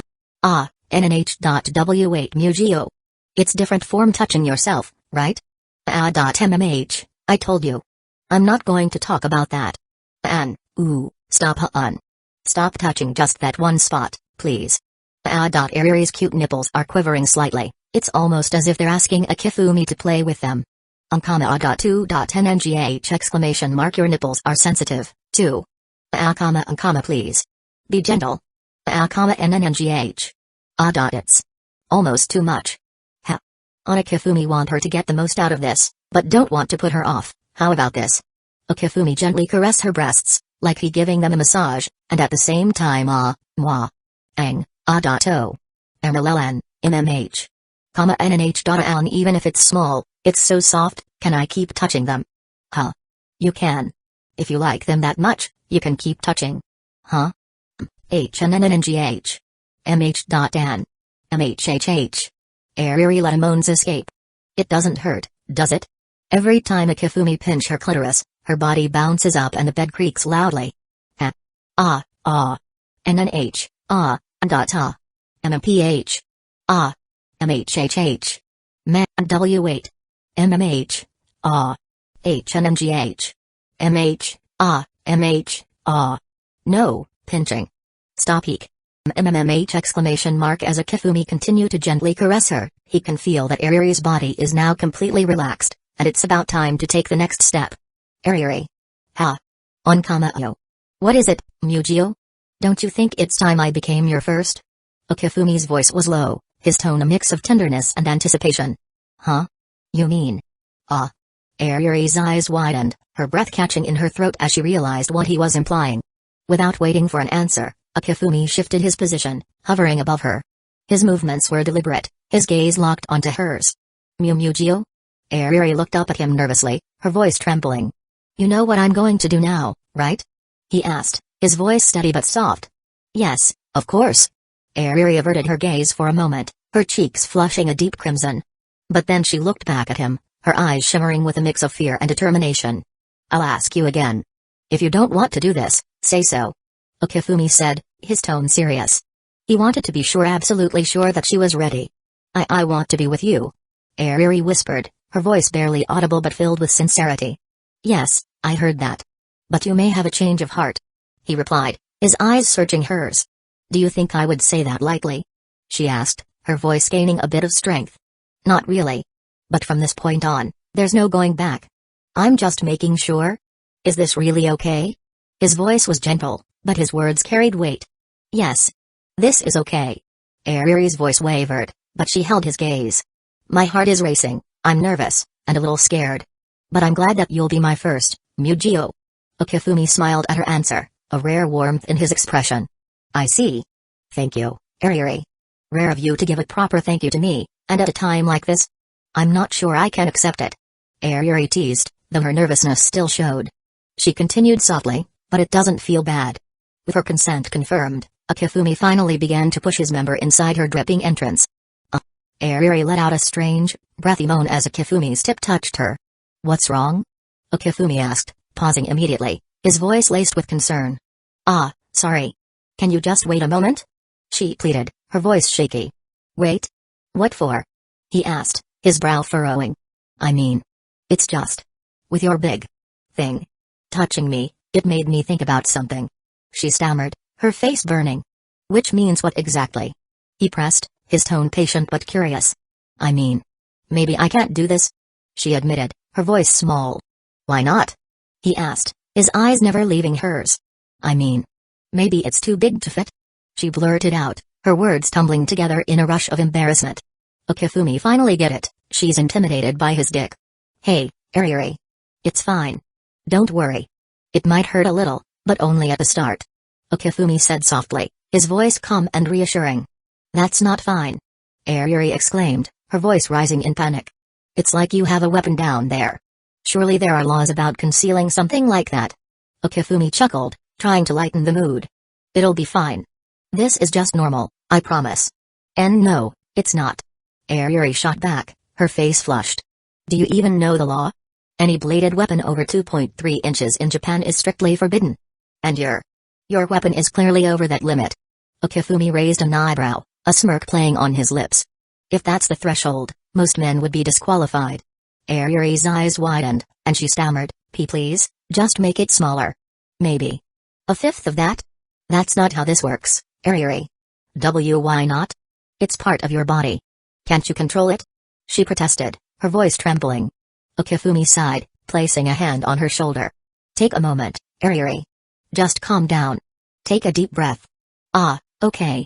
Ariri nodded, her chest rising and falling as she followed his instructions. What? She took a few shaky breaths, her nerves still evident. This is your first time, so I understand you're nervous. Akifumi said. Oh, okay. Unfortunately, for you at least, I can't change the size. And, well, it might even get bigger. He added with a hint of amusement. What? It gets even bigger? Ariri's voice squeaked, her eyes widening in disbelief. I'm just saying it might. Akifumi replied, a playful glint in his eyes. He gently stroked her cheek, his touch warm and reassuring. I'll be as gentle as I can. Would that be okay? Ah. You really will be gentle? She asked, her voice small and uncertain. Yes, I promise. He said, his tone sincere. If you're not, you'll be my slave for a month? Airi challenged, trying to mask her nervousness with a hint of bravado. Okifumi laughed softly. Okay. That sounds fair. Oh, okay then, Mugio. There was a slight tremble in her voice, but after a moment of hesitation, she renewed her resolve, her determination shining through. Okifumi took hold of himself, guiding it to her entrance once more. Ah. Mugio. Airi gasped, her body tensing. Go slowly, okay? Okay. Okifumi shifted his hips slightly forward, burying his tip inside her. Nyo, ah. Airi lets out a wordless gasp, heaving for breath. As Okifumi dick fills her inside, he can feel the tip, now buried all the way inside, first time or not, Airi is so tight. He had to push quite hard just to get the tip inside. Ooh. Mugio. Airi whimpered, her voice trembling with a mix of pain and anticipation. Do you want me to stop? Okifumi asked, his voice soft but laced with concern. Not that. I just have one thing to ask. She murmured, her cheeks flushed. I know. I'll be more gentle. Okifumi said, trying to guess what she wanted to say. And no, that's not it. Airi hesitated, then blurted out, I want you to give me all of it. Okifumi paused, surprised. Are you sure? That will be faster, but... Yes. The faster, the better. Just give me all of it. She insisted, her voice firm despite the nervous quiver. Sure. Okay. Okifumi agreed, his tone steady. He took a deep breath and plunged his entire length inside her in one swift motion. Airi cried out, her body stiffening as he broke through. Blood trickled from where they were connected, a stark reminder of the moment they became one. Heh. It's in now, isn't it? Airi asked, her voice shaky but curious. Yeah, the whole thing. Okifumi replied, his voice gentle. I thought the first time would hurt more than this. She admitted, her breathing ragged. Maybe it's because you were so gentle, Mugio. She added, her tone softening. That's not it. It's because you did your very best. Okifumi said, his voice filled with admiration. Airi's sweat-drenched face and labored breathing betrayed the pain she must have felt, but she managed a weak smile. That was a mistake. I should have said you weren't gentle with me. That way, I could have had you as my slave for a month. She joked, trying to lighten the mood. Okifumi chuckled. Yeah. You screwed up. Can I move now? He asked, his voice tender. Yes. Please. But be gentle. Airi replied, her body slowly relaxing despite the lingering discomfort. Okifumi slowly pulled out about halfway before burying himself deep inside her again. NNGH. Airi gasped, her voice breaking as she arched her back. She hid her face behind her hands, her breath coming in short, uneven bursts. Okifumi felt her walls contract around him, squeezing him tightly. Are you okay? He asked, his voice filled with concern. I'm fine. Just a bit surprised. She admitted, her voice muffled by her hands. I can feel you. So deep inside me. Her words spurred Okifumi to move again. He resisted the urge to go rough, instead sliding in and out of her with smooth, deliberate strokes. NGH. MMMH. Airi moaned, her voice growing more breathless with each thrust. NNH. NNH. MMH. MMMGH. It's starting to feel good? Okifumi asked, his voice low and soothing. Yes. Is that strange? Feeling so good so quickly? She asked, her voice tinged with embarrassment. No, it isn't strange at all. I'm happy. Okifumi replied, his tone warm. You are? Yes. I don't like seeing the girl I like suffering. He said, his voice sincere. That's good to know. Airi murmured, her body trembling. What? I'm not into that sort of thing, okay? Okifumi teased, earning a weak laugh from her. No. Not that. You said you like me. She whispered, her voice barely audible. Sorry. I should have said that more often. Okifumi admitted, his voice filled with regret. It's okay. I'm not calling you out. I'm just happy you really care about me. Airi said, her smile radiant despite the tears in her eyes. Seeing her smile like that made Okifumi realize how focused he'd been on being gentle that he'd forgotten to say the things that truly mattered. Airi. I love you. Okifumi said, his voice steady and full of emotion.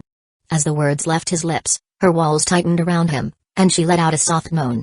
Uncommon you, ooh. That's cheating, a little bit. She said, her voice trembling with pleasure. Ariri's sensitivity was evident, so Akifumi started with small, gentle strokes. Ah. Ha. Ah. NNGH, MMH. She moaned, her body responding to his every movement. Mugio. MMH, moi. MMHPH. She murmured, her voice melting into incoherent sounds of pleasure. Kamu Mugio, please stop for a bit. I feel like I'm going crazy.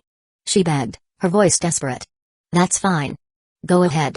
Akifumi encouraged, his voice gentle but firm. But. It's my first time. But. I'm going to come so quickly. She confessed, her voice filled with both embarrassment and desire. You're going to think that I'm such a slutty girl. Not at all. You're just cute, Ariri. Akifumi reassured her, his voice filled with affection. Now. Akamaha. You You idiot. That's going to push me over the edge. She cried, her body trembling as pleasure overtook her. Heh. NNGH. Fwa. MMH. As Akifumi felt her body quivering, he quickened his pace, her moans intensifying with each thrust. The place where they were connected was slick with her juices, dripping down every time he pulled out. Fwa. Exclamation mark. It feels so good. MMH. Exclamation mark. Where does it feel good, exactly? Akifumi asked, his voice teasing. Don't ask me that. You idiot. Ariri protested, her face burning with embarrassment. Akifumi couldn't stop himself from moving, his hips rocking harder as he lost himself in the rhythm. NNGH, W8. Exclamation mark. Mugio, I'm really sensitive right now. Eek. Exclamation mark. NNH, I said wait, you idiot. Fwa. That's too much. Eek. Since it's your first time, I want to make you feel even better. Akifumi said, his voice filled with determination. It already feels really good, so slow down, you idiot. Exclamation mark. Every time Akifumi plunged into her, Ariri arched her back, her body responding instinctively. Her movements caused him to hit different spots inside her, sending waves of pleasure through her body. NNH, NNGH. Mugio. Exclamation mark. Ariri quivered with each thrust, her body riding a wave of ecstasy. Exclamation mark. Mugio, this is amazing. Exclamation mark. I can feel your dick rubbing against me inside. I can't hold back. Something is coming. Eek! Exclamation mark. Her pussy tightened and twitched around him, the sensation almost too much for Akifumi to handle. But he managed to keep thrusting, prolonging her climax even further. Exclamation mark. I feel like I'm going crazy. Exclamation mark. MMH, exclamation mark. NNGH, exclamation mark. Ariri writhed, trying to match his rhythm, but Akifumi held her hands firmly, limiting her movements. Fwa. Exclamation mark. NNGH, exclamation mark. MMH. Fwa. Exclamation mark. Ariri's pussy, having taken his length again and again, was overflowing with her nectar. It wasn't just flowing, it was squirting out with every thrust. NNGH, exclamation mark. Mugio, I can't. Exclamation mark. I've been coming this whole time, so. Exclamation mark. Ariri looked up at him with teary-eyed tears of happiness.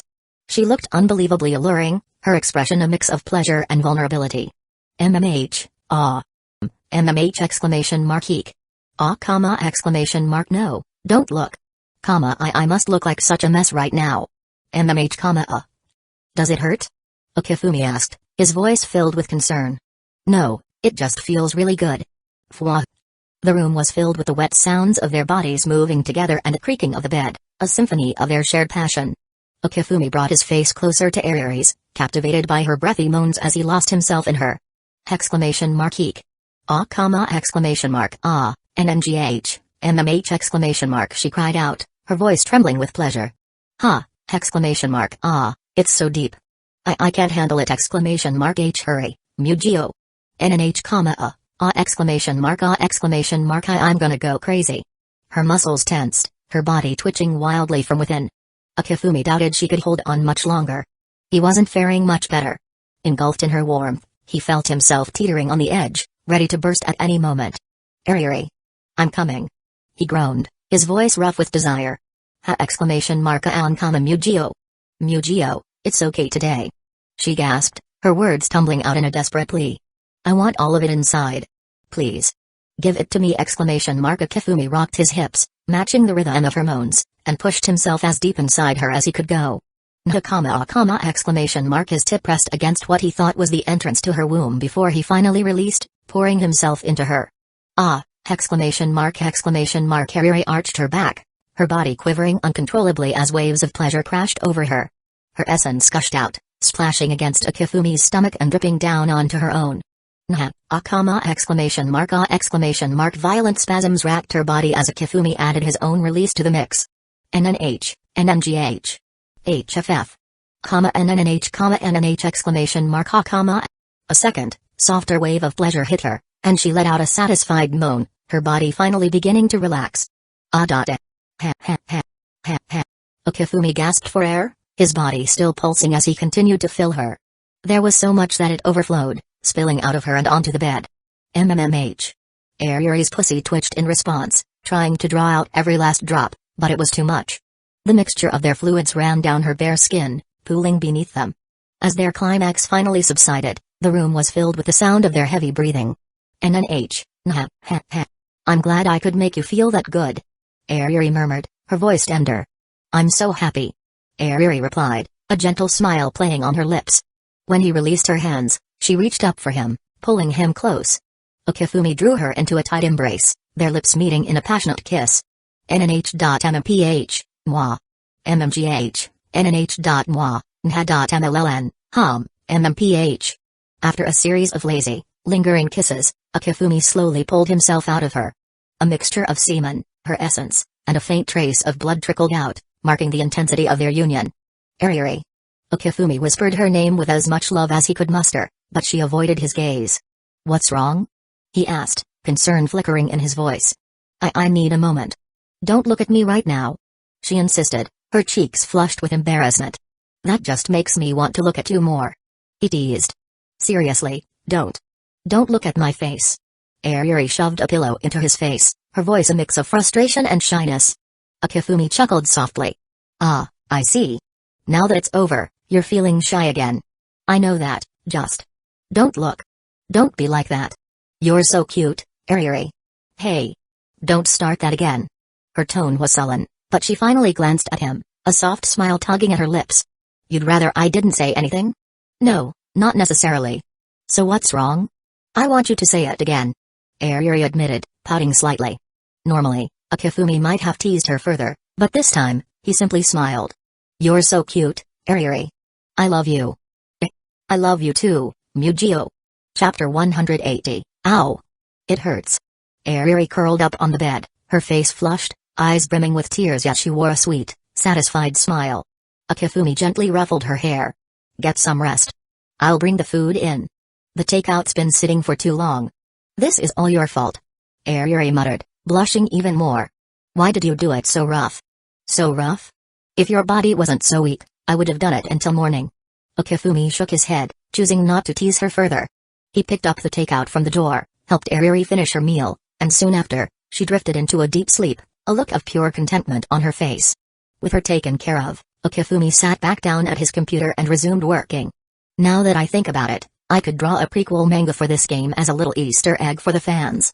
Of course, that was something to consider after the game was finished and released.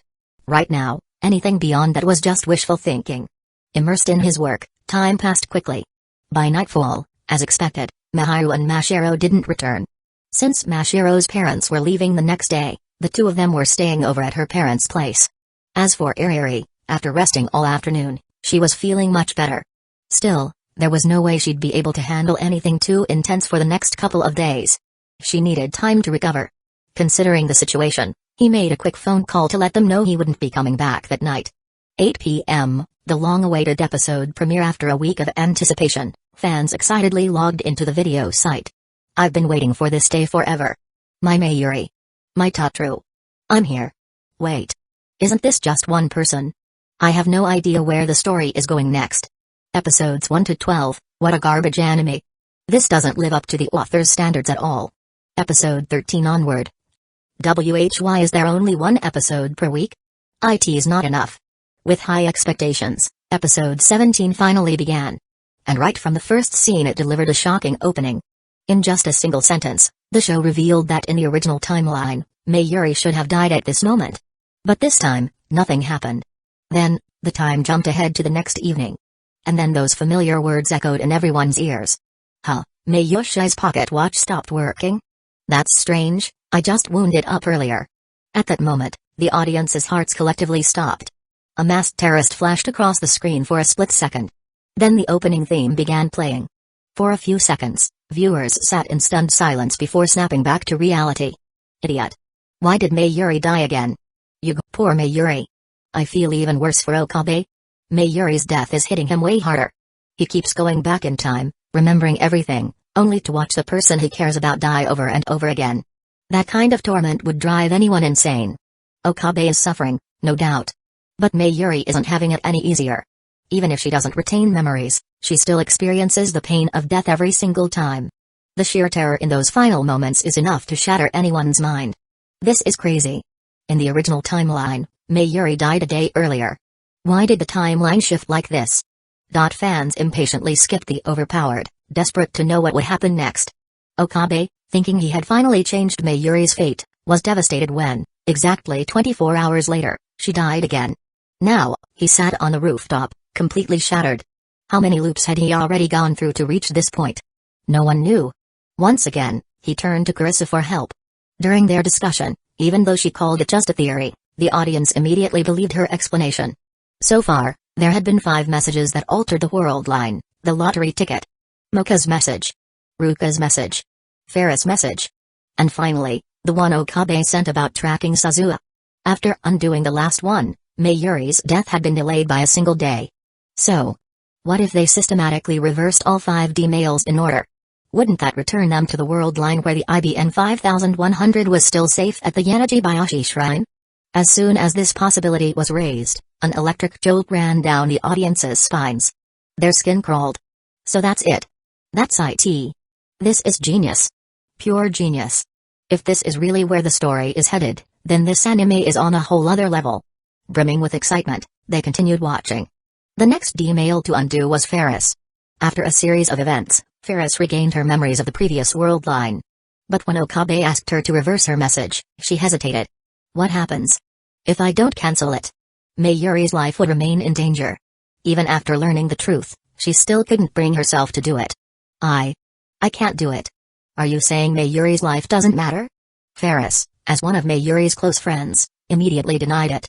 After struggling with her emotions, she finally revealed what her message had been about. I brought my father back to life. I changed the past where he died, so that he survived. The audience, who had just been furious with her, suddenly fell silent. Their clenched fists slowly relaxed. On one hand, she had her friend's life. On the other, her father's. If she cancelled the D-mail, her father would die. If she didn't, her friend would die. For the first time, the audience found themselves at a loss. They asked themselves if they were in Ferris' shoes, what choice would they make? No one had an answer. With heavy hearts, they watched as the story continued. In the end, Ferris chose to let go of her false reality. She sent the D-mail. The world shifted. She reappeared in the lab, wearing her maid outfit. Akihabara returned to normal. But the IBN 5100 was still missing. Even though it had been there last year. Where did it go? With that lingering mystery, the episode came to an end. Even though Stein's Gate wasn't outwardly a sad story, the weight of its narrative was undeniable. Mayuri's repeated deaths shouldn't have been devastating after all. Okabe could always rewind time to save her. But ever since the last episode, the true emotional weight of the story was starting to sink in. Going back in time didn't erase the pain of these events. Suzuha had crumbled into despair when she failed her mission. And even when she succeeded in the altered timeline, she lost the chance to ever meet her father. Now, Ferris had to make an impossible choice between her father and her friend. It was a gut punch the audience couldn't ignore. Time travel might be science fiction. But the pain of losing a loved one? That was real. And at that moment, the audience felt every bit of Ferris' sorrow. The story wasn't just powerful. It was unstoppable. The writer's plot twists always come out of nowhere, yet they feel so inevitable. After watching this episode, I can't help but feel heartbroken for Ferris. And even more for Suzuha. As an orphan, if I had the chance to bring my parents back to life, I'd do it no matter the cost. And after experiencing that warmth again, I don't think I could bear to lose them a second time. Exactly. I could never make the kind of decision Friss did if I had to choose between my best friend and my family. Same here. My heart aches for Friss. Even if it's an illusion, as long as everyone believes it's real, then isn't it real? The fact that Friss could make such a decision shows how noble she truly is. At first, I only liked Friss for her looks, but now I love everything about her. I'm totally shipping Kurisu and Okabe. She's always there to support Okabe in his darkest moments. Without her, who knows how many more loops he'd have to go through before realizing what needed to change. Nah, I'm all about Okabe and Mayuri. If he didn't truly love her, how could he endure so much pain, going back in time again and again, willing to sacrifice everything to save Mayuri? Okabe and Friss all the way. Forget shipping wars, the depth of this story is what's really incredible. With this episode, the meaning of the past 12 episodes finally makes sense. All that build-up, only to have everything unravel piece by piece. This storytelling is absolutely insane. And the logic behind it is brilliant. Because of the email Friss sent about her father's kidnapping, he never died, but as a result, the IBN 5100 was lost. The cause and effect connections are flawless. Just thinking about the layers of logic in this story gives me chills. No doubt about it, the writer is a genius. It's still too early to say for sure. Let's see where the story goes next. I know we should stay rational, but after this episode, how do you expect me to be logical? Damn it, why are the episodes so short? I need more. Another week until the next episode? This is torture. If episode 16 was the spark that ignited fans' emotions, then with episode 17, Stein's Gate finally reached its true peak, leaving countless viewers on the edge of their seats in anticipation for what comes next. And from this point onward, the fan-driven praise cult was officially formed. Stein's Gate is an absolute masterpiece. Anime of the year, guaranteed. None of the spring season anime even come close to Stein's Gate. I strongly recommend this to anyone who hasn't watched it yet. There are already 17 episodes out. Now's the perfect time to binge. If you're not a fan of slow pacing, start from episode 12. After that, if anything doesn't make sense, go back and watch the earlier episodes. Don't watch Stein's Gate the way you watch other anime. If you do, you'll never fully grasp its brilliance. Of course, alongside the praise came skepticism. Stein's Gate? The anime that dropped 12 episodes all at once at the start? I tried watching it before, but honestly, it felt boring. Same here. It didn't do anything for me. Are the hype and bots really this out of control? Anime of the year? Stein's Gate? Does it even deserve that title? But instead of getting upset, the praise cult remained patient, determined to convert more people into Stein's Gate believers. Yeah, the setup is slow, but once you hit episode 12, you'll be screaming what the fuck. Just like the rest of us. I'm caught up to episode 17, and all I can say is this writer is an absolute madman. I can't even begin to imagine what kind of mindset they were in when they created this. Sure, the early episodes feel slow, but that's just the necessary build-up for its god-tier climax. Trust me, this anime will blow your mind. I can only say one thing: warrior of love and hope. This name is worth believing in. Thanks to the relentless efforts of these fans, many viewers who had originally dropped the anime due to its slow start decided to give it another chance. And after watching up to episode 12, they found themselves hooked. The next few episodes left them completely stunned. By the time they reached episode 17, their minds were blown, and they were left desperately craving more. Damn it, why did it have to end here? Before they even realized it, they had joined the ranks of Stein's Gate evangelists, passionately recommending the anime to others. Even people who had never heard of Stein's Gate before found themselves drawn in by the sheer enthusiasm of the fanbase. And once they started watching, there was no turning back. As a result, Stein's Gate, which already had a dedicated audience, exploded in popularity after episode 17. Previously, 90% of the viewers were already fans of the Kifumi. But after episode 17, at least 30% of the total audience were brand new viewers. While only a small percentage of these new fans followed the writer on social media, it was still a significant boost. After all, gaining new fans meant a high likelihood of them checking out the writer's previous works, boosting sales of his past projects. No wonder manga and light novel authors are so eager for their works to get anime adaptations. Sure, some adaptations butcher the source material, leading to bad reviews and poor sales. But if you're lucky enough to get a god-tier adaptation, the boost to the original work is enough to make any author cry tears of joy. Even if it's just an average adaptation, it still serves as great promotion for the original material. Not to mention, There's extra money involved. Anime adaptations are a dream come true. And Gate only kept getting better from there. The date with Ruka left countless viewers questioning their own preferences because when a character is that good looking, does gender even matter? And after experiencing Ruka's burning passion firsthand, fans were left in stunned silence. Sending the D-mail to return to the original world line left an emptiness in their hearts. A love that was doomed from the start, isn't that just another kind of heartbreak? And after resolving Ruka's message, only 2 D-mails remained. As for Mocha, the one responsible for Mayuri's countless deaths, fans had no sympathy for her. But as the story reached her arc, things became unexpectedly complex. First, she inexplicably committed suicide. Yet even after her death, Mayuri's fate remained unchanged. This made it clear, Mayuri's death wasn't solely because of Mocha. Even if she had never existed, Mayuri's death was an unavoidable outcome in this world line. Determined to uncover the truth, Okabe traveled back in time to the night before her suicide. There, he found a broken Mocha on the verge of collapse. For the woman who had killed Mayuri countless times in previous timelines, Okabe had no sympathy. He seized her phone from her hands, only to discover she had never changed her number. Mocha, a failure in life with crippling social anxiety, had once placed all her faith in FB. To her, FB was a kind, motherly figure. Attacking the lab, killing Mayuri, every order had come from FB. But recently, FB had stopped responding. And Mocha was left completely alone. Chapter 181, 4 days from now, you'll be dead in this rental apartment.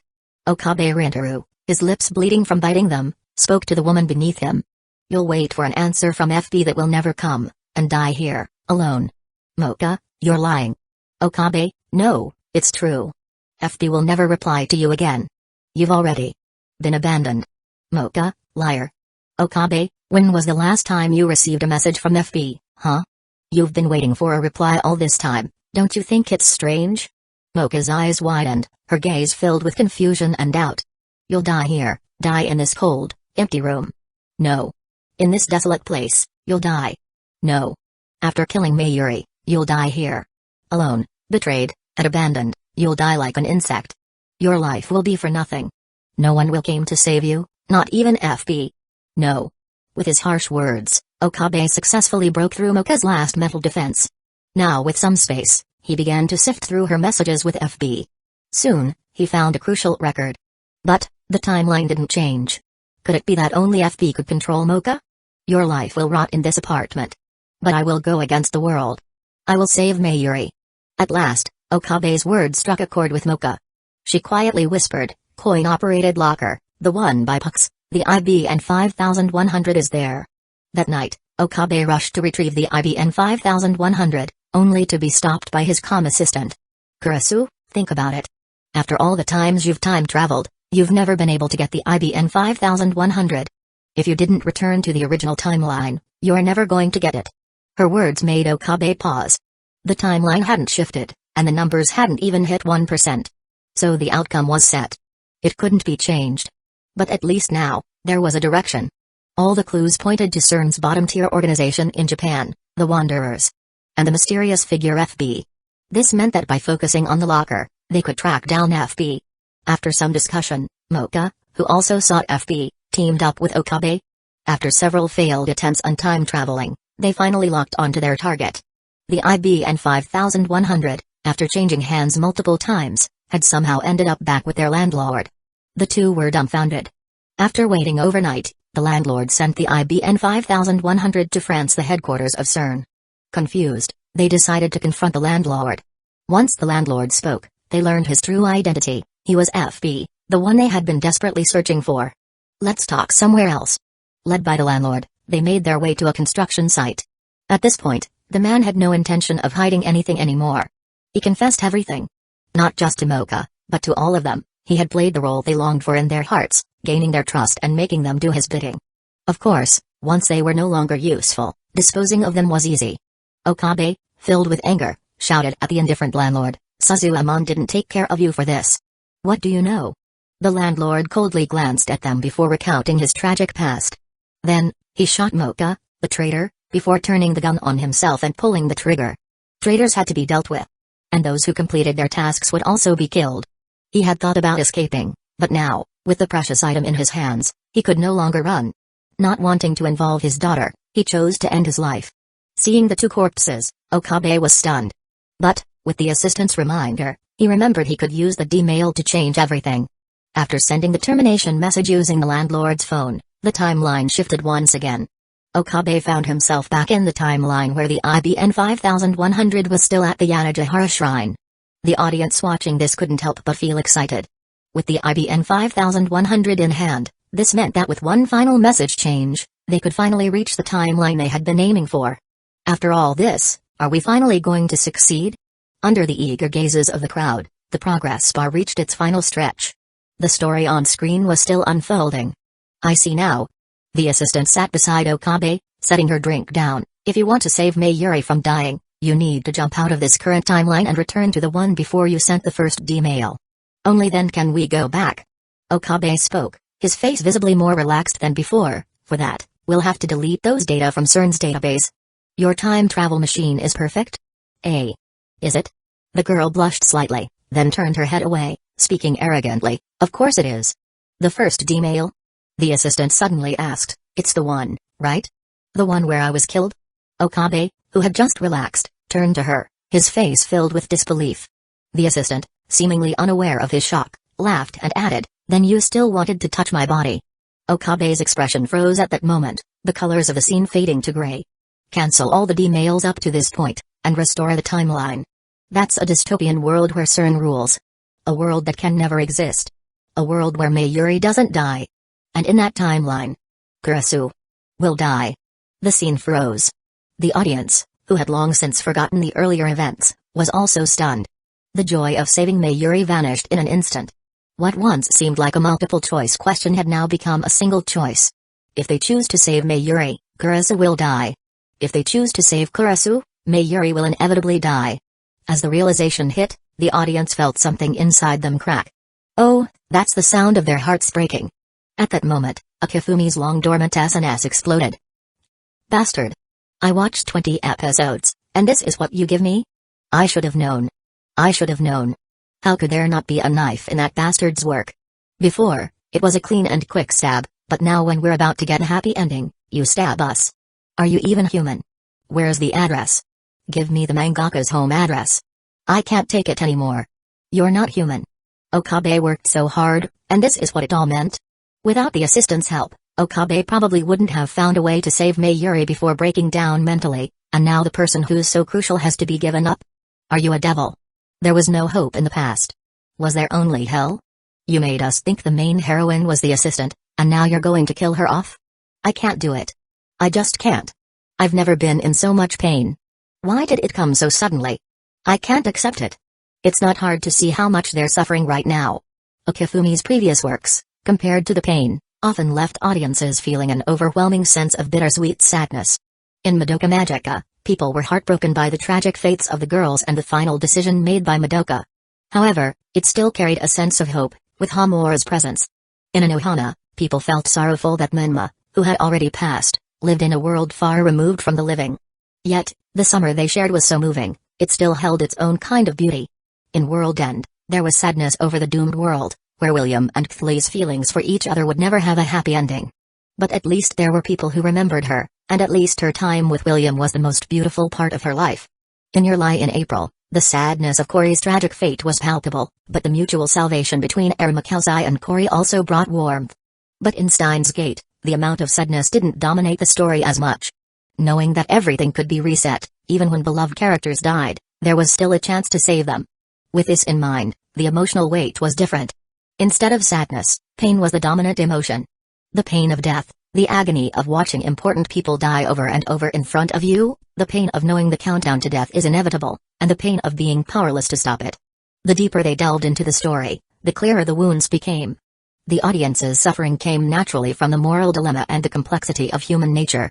In a world where things could reset again and again, every choice made by Okabe felt like a choice the audience had to make as well. The consequences of those choices struck a deep chord, tugging at their nerves.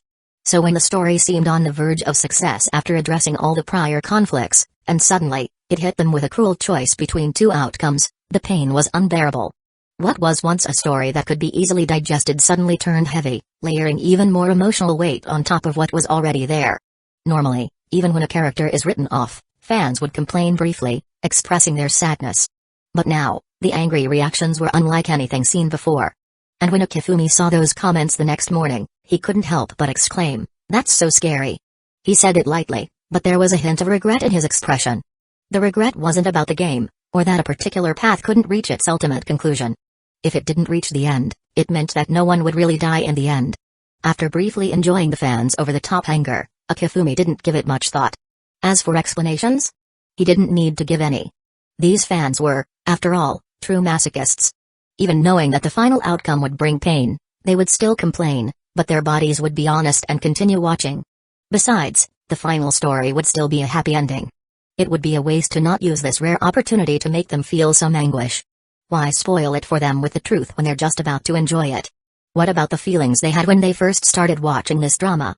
People's sorrows and joys are never truly in sync, and their happiness is never truly shared. But Akifumi's happiness, on the other hand, was built on the foundation of his fans' sadness and frustration. Lost in these thoughts, the phone suddenly rang. Akifumi-sensei. He picked up the phone and heard Mihari's voice on the other end. The preparations for Akame ga Kill are complete. After discussions, we've decided to release it on May 19th. I'm calling today just to inform you. May 19th? That's next Sunday, isn't it? Akifumi nodded. Got it. Mihari hesitated before speaking again. By the way, the latest episode of Steins Gate caused quite an uproar. Should we maybe prepare for some backlash? Before Mihari could finish, Akifumi interrupted. Don't worry about it. It's fine. He understood her concerns. She was worried that the reactions to Steins Gate would affect the sales of the new release. After all, it wasn't being serialized, it would be released directly as a single volume. Such a release method was already risky, and adding more instability could make things even harder. Let's not forget, Steins Gate has a happy ending. Even if it's a bad ending, it won't stop people from watching my other works. They might curse a little, but that's all. Mihari chuckled and nodded. If you're confident, then I won't say any more about it. After the call ended, Akifumi tapped his chin thoughtfully. Come to think of it, I haven't posted an update in a while. His last update was after your Lie in April finished airing. Also, another work is nearing its completion. Since I'm already promoting my new project, why not promote the other one too? With that thought, he quickly typed out a post to announce it. Akifumi quickly typed out the update, checking it over for any errors before hitting send. Hey everyone, how's your golden week going? Have you been out and about or just staying home studying? Or maybe reading novels, manga, or watching anime? It's been a while since your Lie in April finished, and I haven't been able to chat with you all for some time. I really missed it. And guess what? Steins Gate is already coming to an end. Can you believe it? Did you all watch yesterday's episode on time? I think it was pretty good, but I'm not sure if it met your expectations. I saw a lot of suggestions, but no spoilers, okay? You'll just have to wait a bit longer. The story is so close to wrapping up, and if I spoil it now, you won't get the same thrill or surprises, right? Ahem, let's stop the chit-chat here. Now, on to the exciting news. On May 19th, my new work Akame ga Kill. Volume 1 will be released. I hope you will keep an eye out and support it. What, you haven't heard anything about it? Well, that's because I'm releasing it directly as a single volume, and it won't be serialized in Weekly Shonen Jump, so it hasn't been publicized much. It's totally fine if you didn't know, right? This work is a brand new attempt for me, and honestly, I'm a little nervous about whether or not you'll like it. Oh, and one more thing. At the end of this month, on May 31st, I'll be releasing another new work. I can't give away too much just yet, but keep an eye on my post that evening at 8 p.m. I promise you'll be satisfied with the reveal. So, how do you feel about today's teaser? Don't let my casual tone fool you, I've been working really hard on these. Finally, as always, thank you so much for your continued support. I truly appreciate it.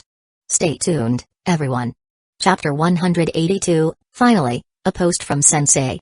I thought we were never going to get one. Yes. He posted. I'm so excited. What new project will it be this time? Front row for the group photo. Wait, what's this Steins Gate thing? I've never heard of this manga or novel before. Is the person above really a fan of Sensei? How have they never heard of Steins Gate? Steins Gate is the first work where Sensei is the scriptwriter. I declare it's the best work of the year. I also declare it's the best of the year. It's already had 20 episodes. You can't miss it. Go watch it right now. I won't allow anyone to not watch Steins Gate. How could anyone not have seen Stein's semicolon gate yesterday? Exclamation mark. What the hell happened? Damn. Sensei, do you not want me to send you some local specialties? I suggest you think carefully before finishing the ending. Choosing between Mayuri or the assistant? I want them both saved. Good news, Sensei has a new work coming. Bad news, Sensei's old work is going through more heartbreak. I'm about to run out of tears. Please give us a good ending, Sensei. If you don't give a good ending this time, I'm not watching the new work. Agreed. Let's boycott the bastard's new work. Wait. The new work is called Akame ga Kill, right? Sounds like a typical shonen piece.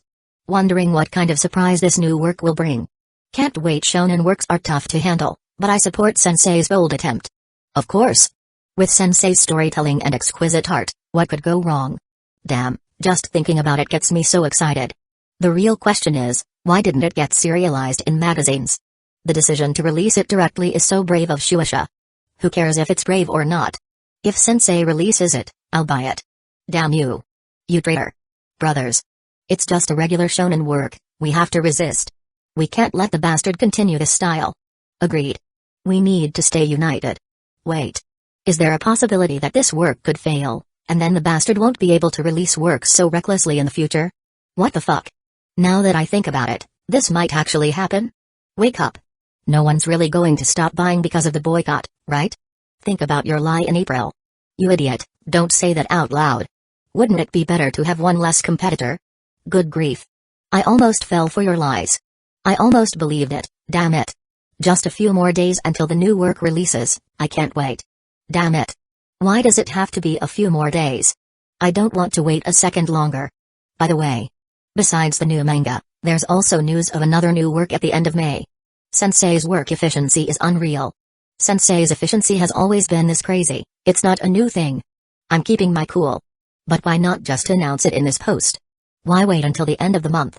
Well, Sensei probably has his reasons. Anyway, I'm looking forward to it. From these fan comments, it's clear that even though the pain of the knife, the emotional pain of the plot, hurt them, it couldn't dampen their excitement for the new work. Although the new project isn't out yet and hasn't even been serialized in Weekly Shonen Jump, these fans are already on the edge of their seats. Little do they know, they're walking straight into a hell ahead. Monday. School. Is it really that easy to draw manga, Akifumi? Hearing Kato's confused tone, Akifumi responded, equally puzzled, why do you say that? Because your works are released so quickly. Kato replied, holding up her fingers. The first 2 volumes of Your Lie in April came out in January, and the next 9 were released in February, March, and April. Now, 1 month later, your new work is coming out. Doesn't that make it seem like drawing manga is easy? Akifumi smiled wryly, saying, well, Your Lie in April was finished in advance, remember? So, strictly speaking, I haven't actually drawn as much as you think recently. Kato nodded expressionlessly, but Akifumi knew she wasn't buying it. TCH. Akifumi muttered. Talking to smart people is always tricky. But it didn't matter that Kato discovered the truth, it didn't change much. So, is drawing manga easy? Kato asked again. Akifumi thought for a moment before answering, of course not. Anyone who can get serialized in a magazine either has extraordinary talent or has worked incredibly hard. Getting a serialization alone is enough to trip up countless people. Once you start serializing, that's a whole new set of challenges. As for me, I'm special, so I'm not the best example. After all, he's a transmigrator, even without the cheat-like system. Just remembering all the details from his past life was already absurd enough. Combine that with his abnormal physical abilities, and drawing manga became much easier. Why did Kato suddenly ask me about this? Akifumi wondered. Kato responded, because there's a kid at home who's curious and heard you're an expert, so I thought I'd ask. Akifumi smiled and nodded. I see. Is it a boy or a girl? Kato paused for a second before saying, a girl. Ah, so she was lying after all. Akifumi chuckled. Kato's poker face was incredibly deceptive, making it hard to tell what she was really thinking. But it was clear to Akifumi, who understood her well. That brief pause meant she hadn't expected to be asked this question and hadn't thought of an answer quickly enough. So why did she ask about this? Akifumi wondered but didn't push for an answer. Suppressing his curiosity, Akifumi smiled again. Drawing manga can be really tough. Well, I'm not sure if that kid is ready for it. Kato said casually. Just then, the school bell rang. The school day was short but fulfilling. For the other students who had just come back from Golden Week, Akifumi couldn't really know what their school experience felt like. A week passed. Saturday evening's latest episode of Steins Gate left countless viewers even more distraught. It had already been heart-wrenching enough, but now the show was deepening the emotional bonds of the characters. Watching Mayuri die over and over wasn't enough, they had to keep showing her death in dreams too? Thinking this, everyone let out a complex sigh. And as the timeline approached its critical point, with the assistant about to die, it felt like being poisoned by slow-acting venom. The deep, soul-crushing pain surged through their hearts. They were filled with a strong, inevitable fear of the coming death, yet there was nothing they could do but watch it unfold helplessly. Then, Akifumi's SNS account exploded once again. Damn it. Bastard, you really should die. Are you happy now, seeing us in so much pain? Are you enjoying it? Ugh, my assistant. My assistant. Why do you have to make Mayuri remember those cruel images? Once wasn't enough to hurt Mayuri, now you make her relive those awful things. Are you even human? Your heart must be made of blades, right? How else could you do something so cruel? My heart hurts so much, can sending blade pieces to the bastard help ease my pain? Tomorrow, Sensei's new work is being released, right? Rip it, I'm not buying it anymore. Did you just ear up your money? If you don't want it, you can give it to me. What crime is money committing? The only criminal here is the bastard. Punishing yourself like this, you're a fool. Despite the countless condemnations and many saying they wouldn't buy Akifumi's new work the next day, when the next day came and bookstores opened, the scene outside made their faces turn green in an instant. What the hell? Wasn't it supposed to be a boycott against the bastard, vowing not to buy his new work? Why is there such a long line? I'm just a temporary worker, how did I end up dealing with such a huge mess? The customers standing in line were also arguing. Hey, last night, weren't you swearing that you wouldn't give the bastard any more of your money after the Steins Gate ending? Haha, I'm paying for Akamga. What does that have to do with the bastard? You're quite the clever one. We're thinking the same thing. Damn it. I've been tricked again. There are so many people here, do you think I'll still be able to buy it?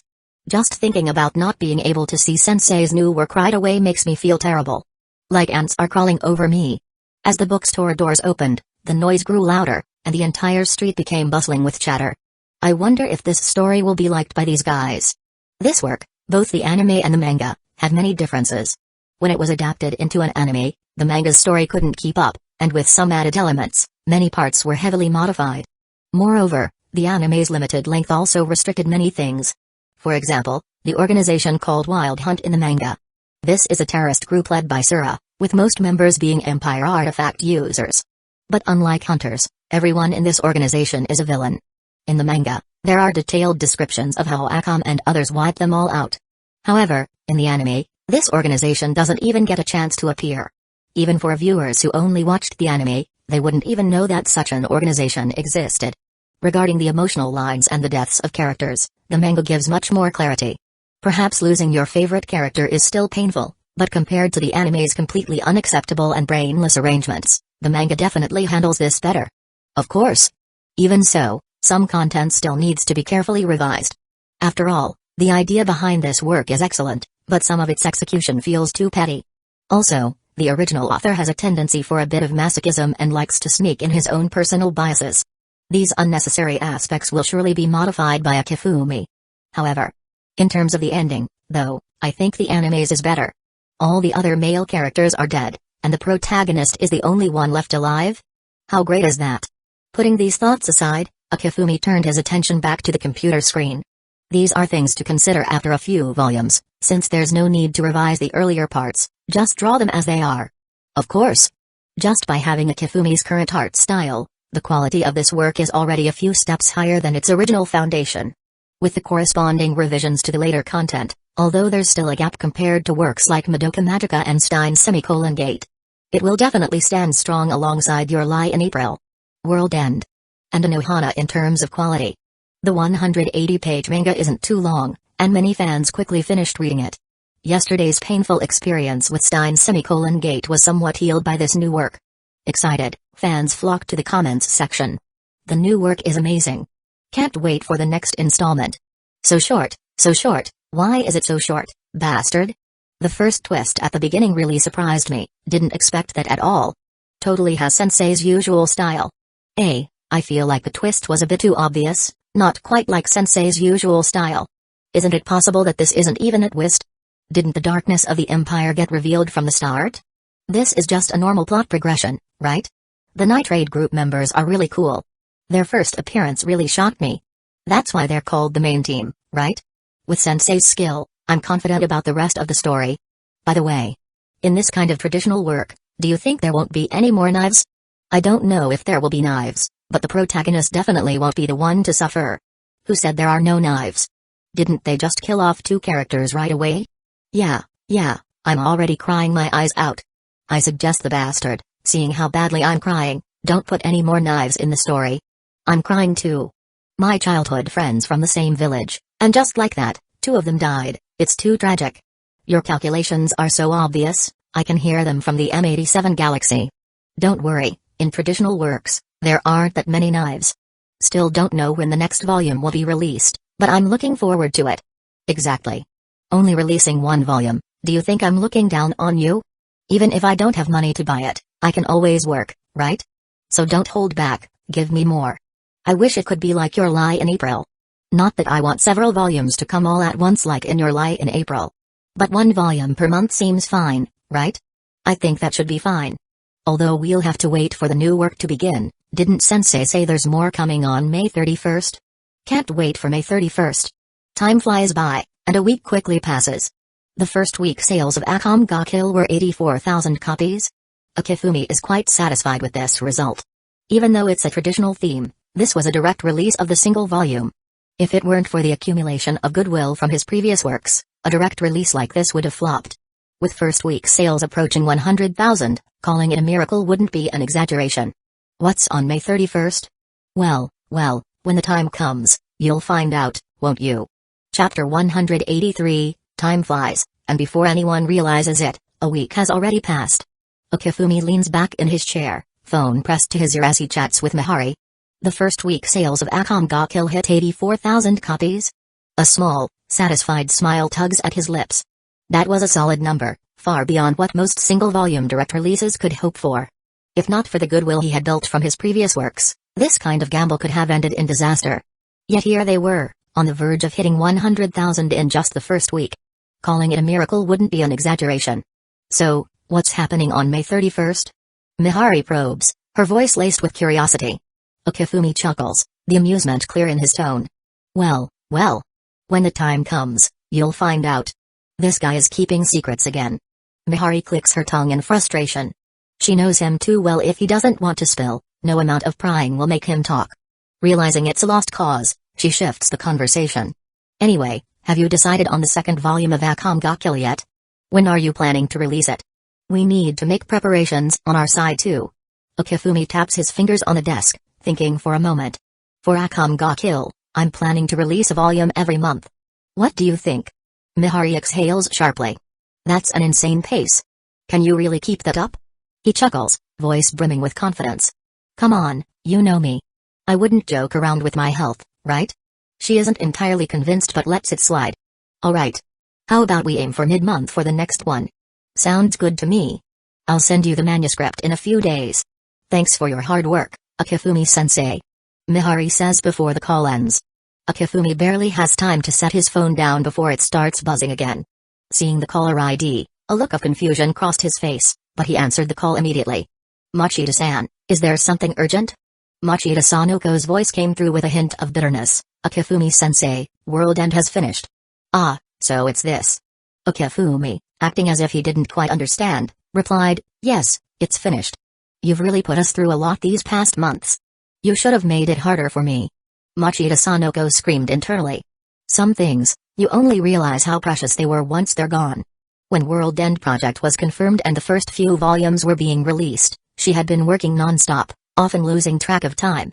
Night and day blurred together, and she would constantly think, why is there so much to manage and coordinate? Akifumi-sensei, could you slow down just a little? How about easing up on the writing speed? And this wish was granted after the release of the third volume. The first few days were a breeze, but after a month passed, Machida Sanoko started to realize something was wrong. Sure, things were relaxed, but the pay was visibly shrinking. Even though she had other authors to manage, those guys could barely meet deadlines. Early submissions? In their dreams. 1 volume per month? Those lazy ones would never achieve that. and it didn't help that the sales weren't even in the same league. In just a short amount of time, World End had sold over 1 million copies across 4 volumes. Meanwhile, those other authors, if they hit 50,000 copies per volume, they'd be popping champagne and celebrating their successful careers. The more she compared, the more her frustration grew. She couldn't help but envy Mihari, the editor. Sure, the royalties between a chief editor and a regular editor differed, but the volume of work was what mattered. Madoka Magical had 2 volumes, Anohana 2 volumes, and Your Lie in April had 11 volumes. Not to mention the recently launched Akonga Kill. Just imagining it made her envious. Damn it. She cursed internally. Why can't this kid just focus on writing light novels? Here she was, the chief editor, envying a regular editor. If she ever admitted this, she'd be laughed at for sure. Of course, Machida wasn't the only one who envied Mihari. If World End only had a 2-month gap between the 4th and 5th volumes, she might have been able to endure it. But when the 5th volume took 3 months to come out, especially since it was the final volume, she was deeply pained. After enduring all this time, Machida Sanoko finally couldn't hold back anymore. How could they waste such a perfect writing machine? Okifumi-sensei, there's something I wanted to ask. She began. I saw you mentioned a new project coming on May 31st. Could you tell me more about it? Sorry to disappoint, Machida editor, but the new project isn't a light novel. Okifumi replied. As for the details, you'll just have to wait until then to find out. If you're wondering whether I'm planning to write another light novel, I can give you a definite answer. Now, just give me the answer already. Machida was close to losing it, but she still asked, so, what's your answer? If I come up with a suitable topic, I'll definitely reach out to you, Machida-sensei. With that clear answer, Machida finally relaxed. The anxiety that had built up over the past few days melted away, and even her body felt lighter. I'll wait for your good news then, Okifumi-sensei.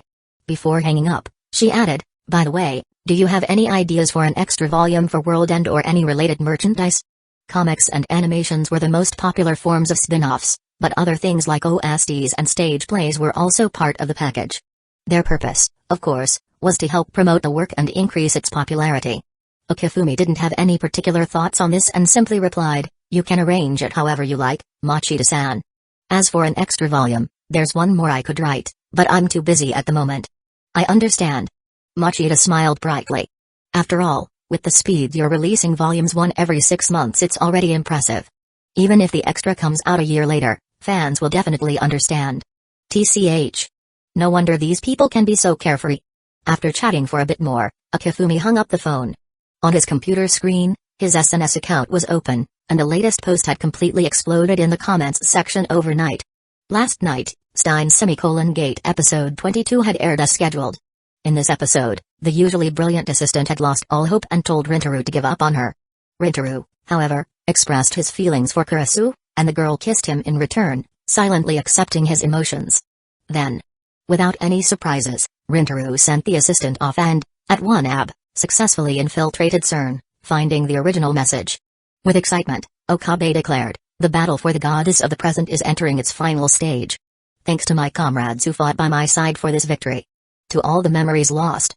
Thank you. The clueless characters in the scene just thought Okabe was going off on another of his delusions, but the viewers watching knew exactly what this moment meant. They knew just how hard it had been to reach this point, and the sacrifices that had been made. There was no doubt about it, after everything Okabe had been through, he had completely outgrown his Chunabiu phase. Looking back, both the person he was and the person he had become were symbols of his growth. And just as Rintaro pressed the confirmation button, the assistant appeared and made her final confession. I love you too. Her confession was the final straw that broke the camel's back. The comments section proved it, with fans pouring out their feelings of grief and pain. Chapter 184, Threats involving knives, cockroaches, and dead rats were not uncommon. Some even more extreme fans went so far as to make more intense threats. To this, Okifumi's expression remained completely unshaken. Was he scared of these things? Ridiculous. Not at all. These guys thought that just because he spent his days drawing, he was weak. Their pain would only fuel his amusement. But still. As he looked at the messages, Okifumi couldn't help but sigh. Such a pity. This kind of fun was coming to an end. The Stone Gate was drawing closer to its conclusion, and once the final truth was revealed, these fans would no longer be in pain. And he wouldn't get to witness the joy of tormenting them anymore. So, before they're happy, let's bring them a little more suffering. Okifumi's eyes gleamed with determination. He decisively stopped looking for fun and began the final stages of wrapping things up. Time always easily heals many wounds. The new week arrived, and Friday, May 31st, had come. After a few days had passed, the difficult feelings in people's hearts were gradually pushed aside.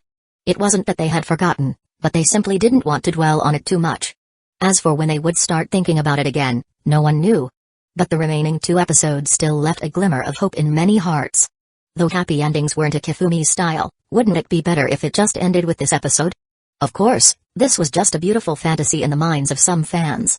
Most people had already given up by episode 22. They didn't expect Kurisu to be saved. Speaking of which, today is May 31st, right? Time flies. In the classroom, Tanaka couldn't help but exclaim. May 31st? Tabata froze for a moment, then realized. Oh, you mean the new announcement Sensei mentioned? Huh, aren't you guys curious? Curious. Tadakuni replied weakly. But right now, As he spoke, the boy started crying. Tabata rolled his eyes. Huh, weakling. It's just that Kurisu got stabbed. What's so bad about it? Tanaka paused for a moment, then pointed at Tabata's eyes. Even if your tone is tough, the tears at the corner of your eyes have already given you away. You. How do you manage to say such cruel things with such a calm tone? That was Kurisu.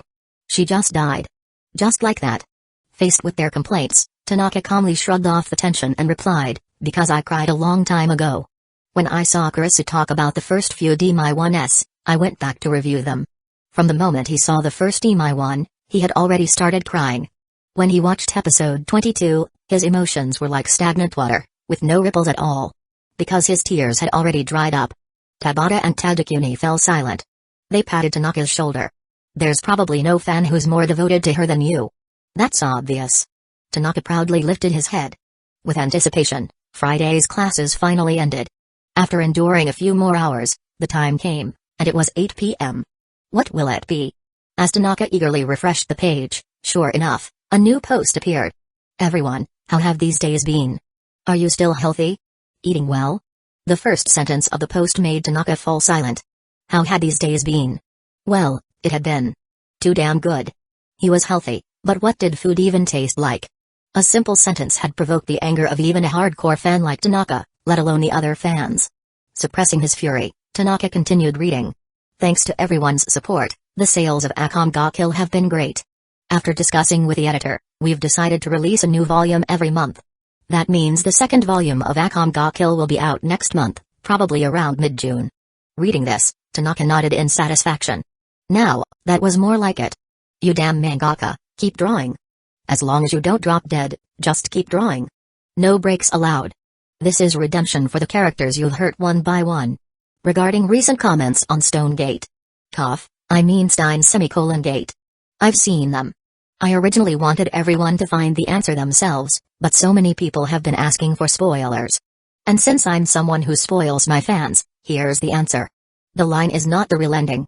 Neither Mayuri nor Kurisu will die. Don't know if this will make you happy? Kurisu won't die? Tanaka's eyes went wide, sparkling with disbelief. Then, a current seemed to pass through his spine, his whole body stiffening. Followed by an overwhelming joy flooding his heart. It's a happy ending. Tanaka was on the verge of tears, but suddenly remembered the tears he shed for Kurisu a few days ago. Then he realized that episode 23 of Stein-Gate was about to air tomorrow. The joy that had risen in his heart just moments ago vanished in an instant. Why had he been crying these days? And why was he spoiled a day before he could find the answers on his own? He could almost feel a large, red, comically shaped nose forming on the tip of his nose. Damn it. With only 2 episodes left, who wanted to know the ending in advance? Compared to the spoiler from the mangaka himself, Tanaka harbored even more resentment toward the latter. Since I knew the new post was coming today, I decided to combine everything, hope you understand. Now that that's out of the way, here's the main event. I'm sure many of you have been wondering what I'm going to announce now. Let me reveal the answer. The game I personally created, The Witch's House, will be available tonight at 8 p.m. on the Steam platform. I hope everyone supports it. As for the story of this game, it was a little idea I had one day, which sparked my inspiration, and I just couldn't resist learning how to make a game. In short, the process was pretty tough. I'm really happy with the story the game tells and hope you all enjoy it.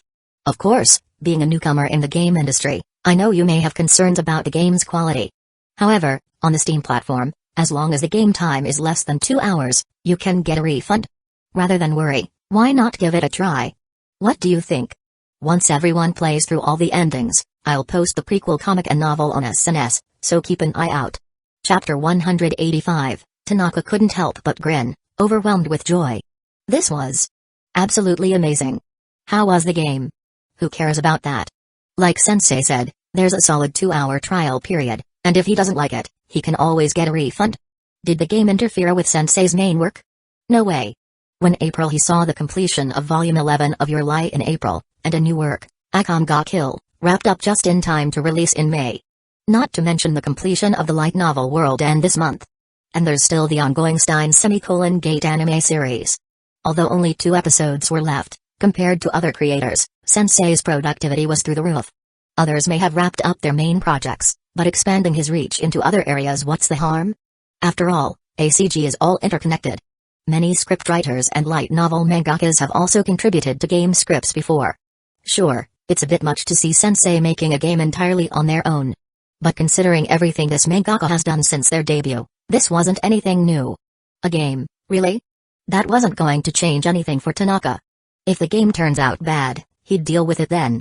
Besides, Sensei probably wouldn't make another one after this failed attempt. However, I hope this is a good game. With that, Tanaka's mind was already looking forward to killing time with this new release. Without hesitation, he clicked on the link to the game and logged into his Steam account. With the rise of the internet, fans like Tanaka, who adored ACG, all had their own Steam accounts. After logging in, the screen immediately changed, and an artwork flashed before his eyes. It was a beautiful girl, with golden hair, a gentle smile, and eyes looking off into the distance. Behind her, faint lines sketched a house in the distance. The stark contrast between vivid colors and simple sketching added a slightly eerie feel to the otherwise lovely image. The title Witch's House was written in colorful artistic letters at the bottom, rounding off the artwork. Wow! Tanaka couldn't help but be impressed. As expected of Sensei's work. Even without knowing what the game was about, he was already captivated by the artwork alone. Even if it wasn't Warrior of Love and Hope's work, he would still have likely bought it just because the art was so stunning. He then read the game's description. A 13-year-old girl named Viola wakes up in a forest, where she finds a note from her father telling her to come home quickly, along with a talking black cat warning her about the dangers of humans in the area. When Viola reaches the forest's edge, she finds her way home blocked by a massive rose bush, and on the other side of the path stands a creepy mansion, its doors inviting her inside. A horror-themed game, huh? Tanaka felt a little uneasy but quickly pushed the doubts aside. What's to be afraid of? He was a grown man, after all. And this was Sensei's new work. As a fan, how could he possibly pass up on it? However, this is clearly another bold new attempt by Sensei. Looking back, it was clear that Sensei had never stuck to a single style, constantly experimenting with something fresh. But that didn't detract from the quality of the work at all. Yet when he saw the price, Tanaka winced. 1,400 yen. Tanaka gritted his teeth as he muttered this under his breath, realizing how quickly things were adding up. In just 1 month, with his game, he'd already spent close to 3,000 yen on Sensei's works. With tears in his eyes, he shakily clicked the confirm purchase button. The game wasn't very large in size, and the download was done in minutes. Eagerly, Tanaka installed it on his computer. As soon as he clicked the icon, a new process opened up. The screen flashed black, then a dim white light appeared, before fixing on a frail girl sitting on a red chair. She was holding the chair's armrests, a naive smile on her face as she stared off into the distance, as though something there had caught her attention. This girl was Viola, the character seen in the Steam banner. Compared to the promotional image, the game's visual was even more refined, more complete. Behind her, there was a small red house, though the red seemed darker than expected. The bright, cheerful colors had been overtaken by an eerie, shadowy tone, like the moon's bright reflection in a lake, split by a black line from an unseen fishing line. It gave off an unsettling sense of disharmony and an almost unnoticeable split in the image. Viola's golden hair, once radiant, now appeared a little off, though upon closer inspection, it was nothing more than an illusion. Her white gown, like a delicate flower, was unexpectedly stained with blood-red patches at the hem, resembling blooming flowers. It was beautiful in a way that felt both captivating and ominous. Ignoring the odd dissonance, the artwork was still incredibly stunning. As the image shimmered slightly, it looked like the girl would step out of the painting at any moment. But if you stared too long, her once sweet smile seemed to twist into something sinister, almost monstrous. The shadows seemed to overlap, and the unsettling feeling vanished as the screen returned to normal. Tanaka couldn't help but smile and shake his head, realizing that the previous weirdness was just his imagination. With the sound system turned up, the game's background music floated through the room. The gentle melody was soothing, like a soft breeze, and Tanaka instinctively closed his eyes, swaying slightly to the beautiful tune. But then, some of the notes became harsh, like nails on a chalkboard, causing a sharp, painful frown. The music's earlier beauty was shattered in an instant. Then, the words appeared, like mischievous little spirits popping up. Witch's House. If this were any other game, the small glitches in the visual would have been flaws. But for a horror game like this, everything felt perfectly in place, sparking curiosity and a desire to explore its story. Just as I thought. Even the intro animation is done so finely. Tanaka knew that what he saw earlier wasn't a hallucination, but part of the dynamic animation, which subtly changed the image in real time. Why this was happening, he'd only find out once he played the game. With a mix of unease and curiosity about the horror theme, Tanaka clicked Start Game. Chapter 186. At that very moment, Akifumi's latest post exploded online. Holy crap. Holy crap. Holy crap. Anime, manga, light novels, music, games. Are you seriously not going to skip any of it? Who was it that said they'd never be surprised if Sensei made a game? Find them, and give them a beating. I just want to ask, what is there that Sensei can't do? My dad asked me why I was kneeling in front of the computer. After I explained, he ended up kneeling on my shoulder. Family, who understands this? My favorite sensei is just too talented, what am I supposed to do? This sensei is really not focusing on their main job. But, I like it. Yay. No need to worry about being bored tomorrow. I'll buy it just because it's Sensei's first game. I'm buying it immediately. While these were the supportive comments, there were also plenty of criticisms. An indie game. Don't tell me it's just some simple little game. The light novels, manga, and anime are great, but a game is a whole different thing. Can they really pull it off? Instead of spending time on this, shouldn't they be drawing more comics? Why are they doing something so unrelated to their main job, idiot? I have no interest in games. Despite the mixed reactions, the sales of Witch's House, which had just gone live on Steam, were steadily increasing at an impressive rate. Every few minutes, the sales numbers refreshed, showing an increase of several hundred copies. 3 hours later, at 11 p.m. 51,478. Akifumi muttered under his breath, impressed. Though the impressive sales were mostly thanks to Akifumi's millions of followers, even without that support, given the quality of the game and a little promotion, the sales would have surely increased. Steam's platform takes 30% of the earnings, with 70% going to the creator. That means, from 51,478 units sold, Akifumi stood to make 50 million yen. Even if some of the sales were refunded during the 2-hour trial period, this was still a significant number for just 3 hours of sales. As time went on, the numbers would only continue to rise. Additionally, the game would be available in other regions, further increasing the potential profits. If the game continued to do well, the short-term revenue could easily surpass all of his previous manga sales combined. Ugh, I might need to switch careers and make games.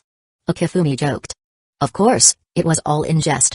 This game's success was thanks to its high profit share and the massive user base on the platform.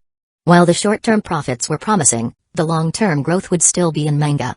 After all, Shueisha also had international channels, and Akifumi's works hadn't even been released globally yet. Once his comics were available worldwide, the profits would be far higher than any game, especially since manga was his true calling.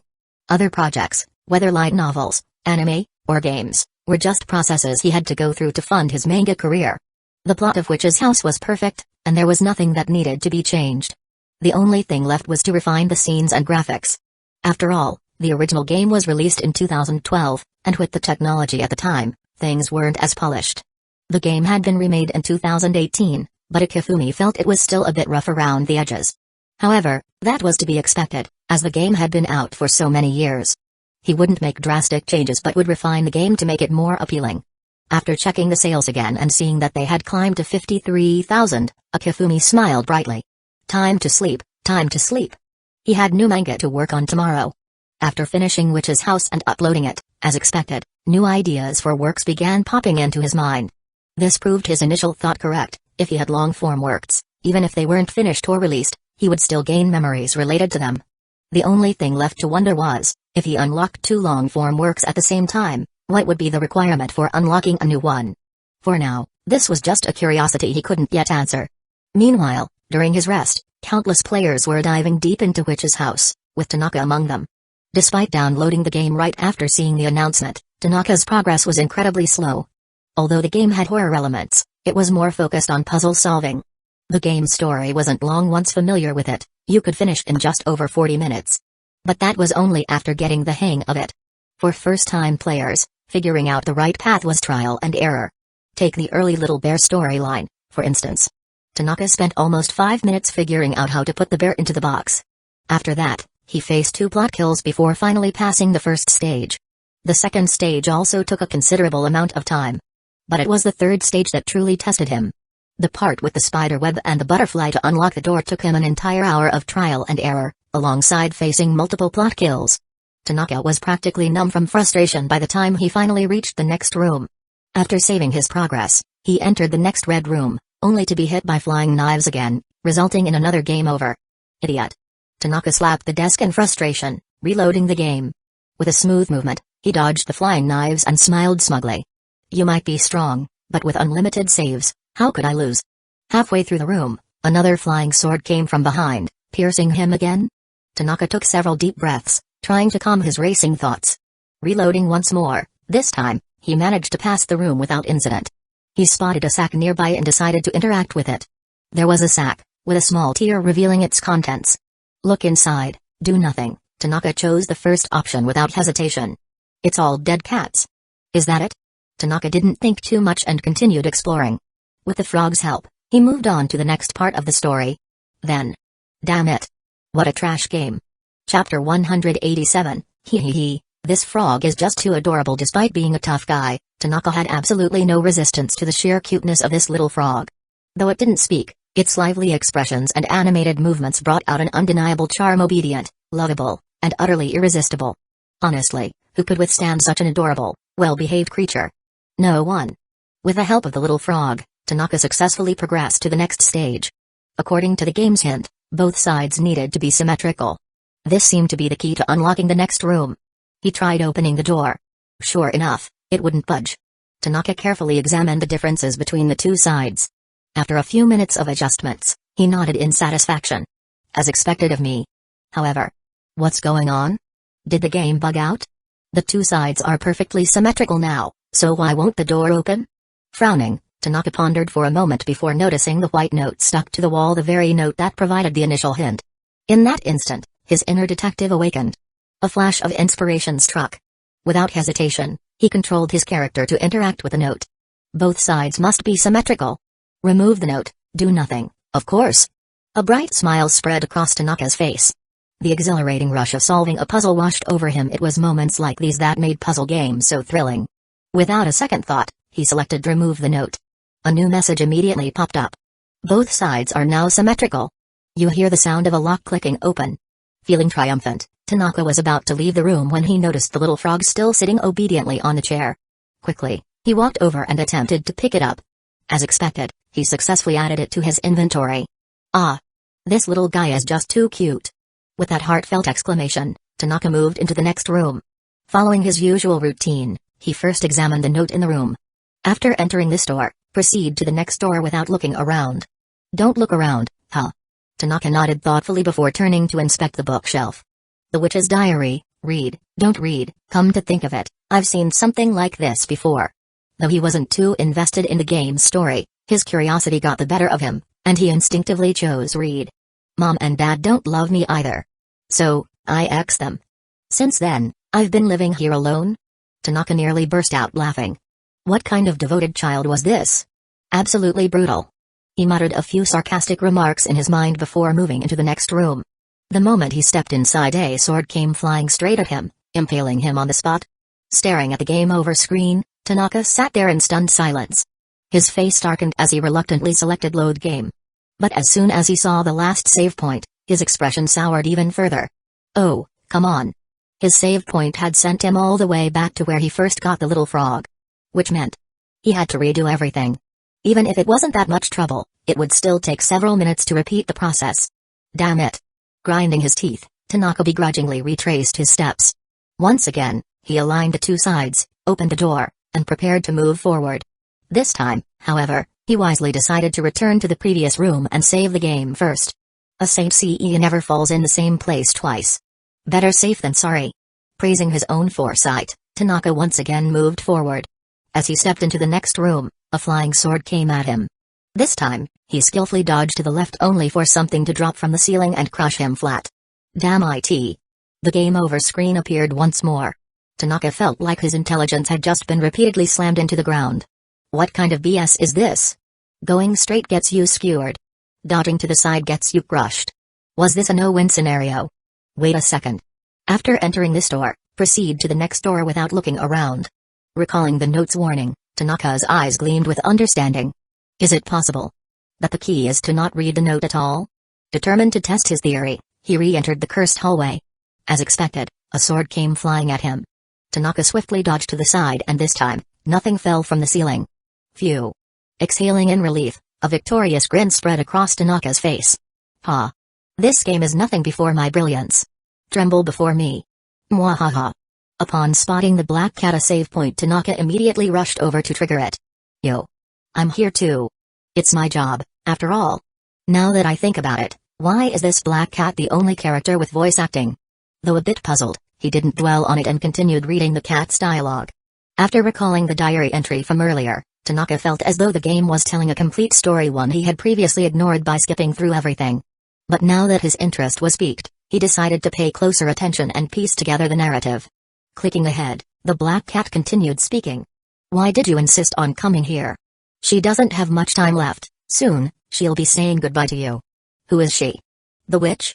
No one was there to answer his question. You know, cats are elegant creatures. I especially love black cats' bodies. It'd be a shame if you were gone, such a beautiful thing. Dead cats aren't easy to come by. Upon reading the phrase dead cats, Tanaka suddenly recalled the sack he had seen earlier, the one filled with feline corpses. Was there a connection? No. There had to be a connection. A fresh discovery ignited his curiosity, but without any concrete answers, he felt a pang of frustration. Want my help? Nod, shake head. Hey, I love saying no to smug characters like this. But not when it comes to saving. Scoffing, Tanaka decisively chose nod. Of course, it had to be the save option. As soon as he secured his progress, he turned to inspect the bookshelf. After all, in a game like this, how could anyone resist investigating something shining on a bookshelf? There's a book titled Demons and Witches.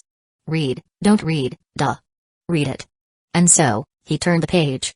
Demons feed on human souls, but they don't have a physical form, so they can't kill people directly. Witches give human souls to demons in exchange for teaching them magic.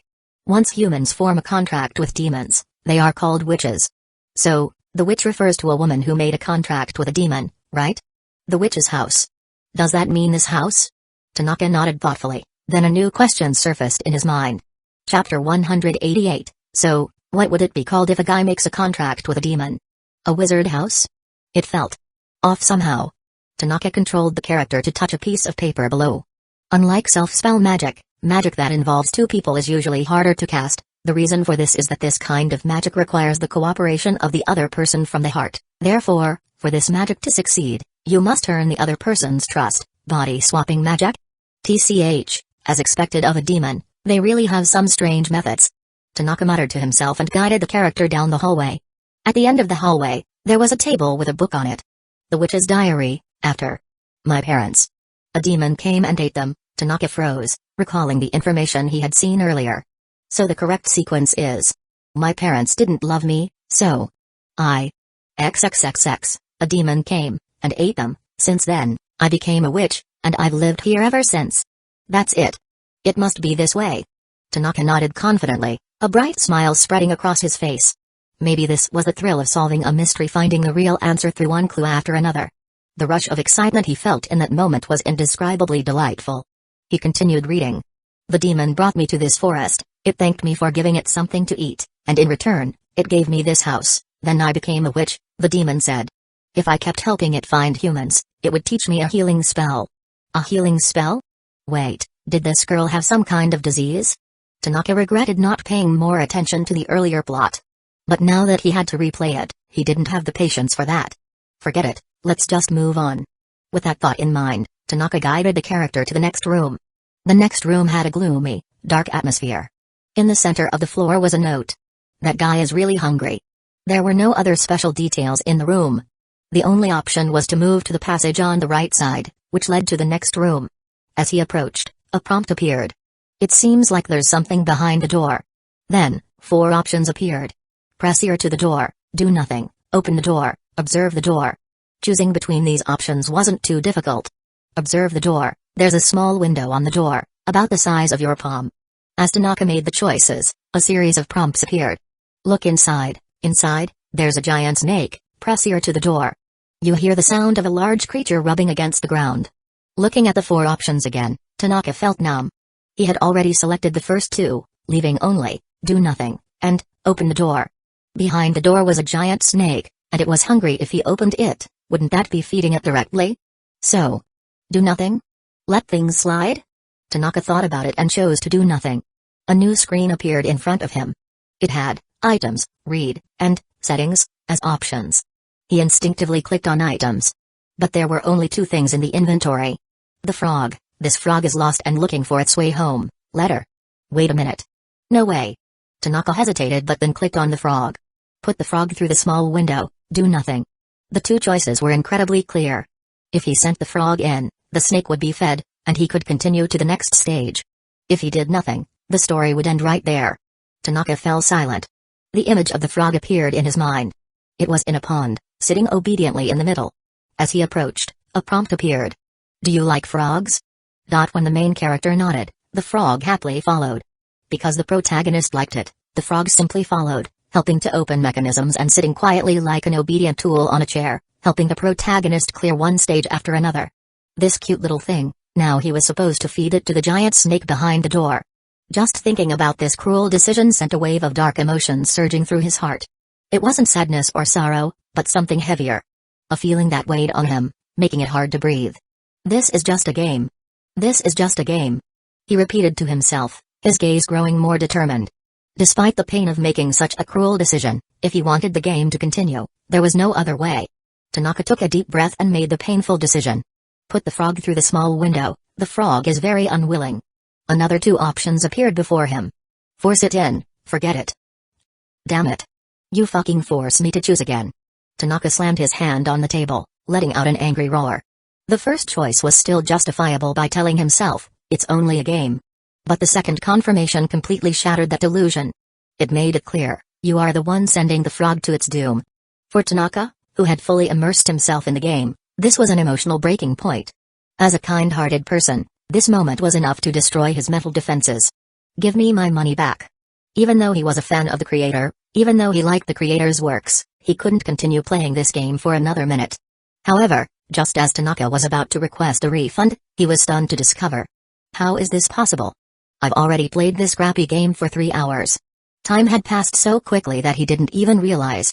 According to Steam's refund policy, any game over 2 hours couldn't be refunded. Tanaka closed his eyes in despair. On one side was his reason and conscience, on the other was the expensive game he had purchased that now seemed like a useless waste. Before he could make his final decision, the doorknob behind him suddenly turned. It didn't open because it was locked. Without giving him time to think, the door was knocked on, and his mother's loud voice followed. Tanaka, what are you doing in there? Why aren't you sleeping so late? Open the door now. In that instant, Tanaka's face turned deathly pale. Chapter 191. What is this nonsense? Why does this kind of storyline even exist? I never imagined I'd feel so uncomfortable over a little frog. When I saw that there were no extra options, I literally cracked. That damn old thief. No matter what field, they're always throwing blades at me. Seriously, what kind of mental state was the old thief in when they made this game and these branching options? The worst part is that I wanted a refund, but it's already been over 2 hours. I hate this puzzle game. But the amazing story keeps pulling me back in, I can't stop playing. Story? What story?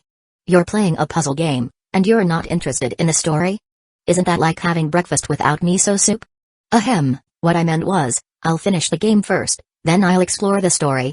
Is there any pro player here who can explain what this game's story is about?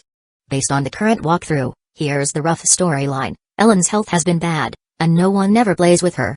Even her parents don't love her. So one day, she did something to her parents, and then a demon came and ate them. The demon took Ellen to this forest, thanked her for feeding it, and gave her a house. Then Ellen became a witch. The demon said, If Ellen helps it find more humans, it'll teach her a spell to heal sickness. It seems like the protagonist was tricked into coming here, and now our goal is to help her escape this house. So that's the deal. But I feel like the story's a bit too simple. It's just a game. How complex did you think the story would be? Honestly, if we ignore the frog part, the overall experience has been great. It's a bit difficult, but if you're careful, you can figure out how to pass the levels. As a newbie playing a puzzle game for the first time, the pace is quite comfortable for me.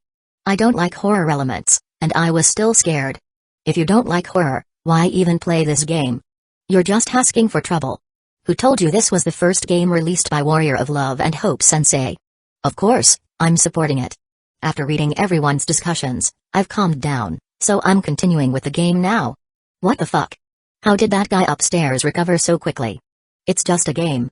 If I don't let morality get in the way, I won't be upset over something this small. Thanks to the big shots for their ideas. Now I feel much better about it. Feeling better now +1, definitely in the mood to continue playing. From these comments, it's easy to see the player's thoughts. Compared to anime or light novels, games have a much stronger sense of immersion. Of course, not everyone feels sad or upset about it. After all the side stories are meant to serve the character, and nothing's more important than progressing through the game. In fact, some of the sharper players began to frown slightly, sensing an issue with the story. Strange. Looking at the screen, Kazekage Utaha frowned slightly. There was something odd about this part of the story. Since the game set up the levels from the beginning, no matter what decisions you made, they were inevitable. But this too calm. Even when she saw an option, was worried for a moment. She hesitated whether or not to proceed with this choice. However, the protagonist in the game showed no emotional reaction. Even after the frog resisted, there was still the option to force it in. If there had been a description of hesitation or doubt before that force it in option, it would have felt more natural, right? She noted down this strange point in her mind, but without hesitation, she proceeded with the option. Utaha was filled with intense curiosity about this game. She couldn't wait to see what kind of twist might await her. The story seems too simple. Had she seen this comment, Utaha would have scoffed. Looking back at all of his works since debut, not a single one had a simple story. For someone who excelled at telling stories, how could this story-driven puzzle game not have a deeper plan behind it? The form in which the twist would appear was the part that interested her most. Though it was already quite late, staying up late had become routine for her in high school. She had no intention of resting until she saw the conclusion of the story. As she progressed, she discovered a new witch's diary. Afterwards, I did the same to all the visitors. Then, they were all eaten by this house, but still, it wasn't enough. Looking at the text on the screen, Utaha furrowed her brows slightly. Even though she knew this was perfectly normal for a witch, it still made her feel uncomfortable. There was a suffocating sense of oppression. She noted down the story and continued her exploration. This stage was noticeably harder than the previous ones. Even someone as sharp as Utaha had died several times before she succeeded. As the game progresses, the difficulty increases. This gradual increase in difficulty was a highly satisfying experience for the players. At least, with the somber story background and arc visuals, the sense of satisfaction made them feel less overwhelming. Entering the next room, facing a crying statue, Utaha chose to speak to it. Nothing special triggered, so she walked directly to a small door nearby. 2 hours later, it was already just past 2 a.m. Utaha let out a soft breath. This should be the final one, right? Playing such a game late at night was a real test of mental fortitude. Even Utaha had been startled by the strange things that suddenly moved during the game. Strange. Why was there a dead black cat in front of the door? She felt a bit puzzled, but didn't dwell on it. She pushed open the door and entered the witch's room. When she saw the environment inside, even though she had long grown accustomed to the dark and gloomy art style, Utaha couldn't help but frown.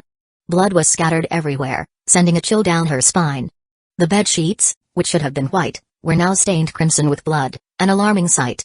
She paused for a few seconds, then started exploring the room with the character. There's a tipped-over cup on the floor, the bed is covered in blood. The bookshelf. It holds several books about magic, the mirror is foggy, and nothing can be seen, the witch's diary. Read, don't read. This should be the final one, right? What kind of ending would it be? With curiosity, Utaha chose to read. The sickness will soon take my life. Is this my referring to the witch? Just like the black cat said earlier, if left unattended, she would die soon. So, I need to take her body. At this moment, the game's background music turned dark and gloomy, filling her with an ominous sense of foreboding. Chapter 192. Though it was just a simple line of text, Kazekage Utaha could feel the madness behind it, the kind of madness that would make someone do anything, sacrifice everything to keep living. This shouldn't be a problem, right? We're friends. After all, she would surely be willing to offer her body. Offer her body? Utaha's hands froze as she processed the words, her mind piecing together all the information she had gathered. I see now.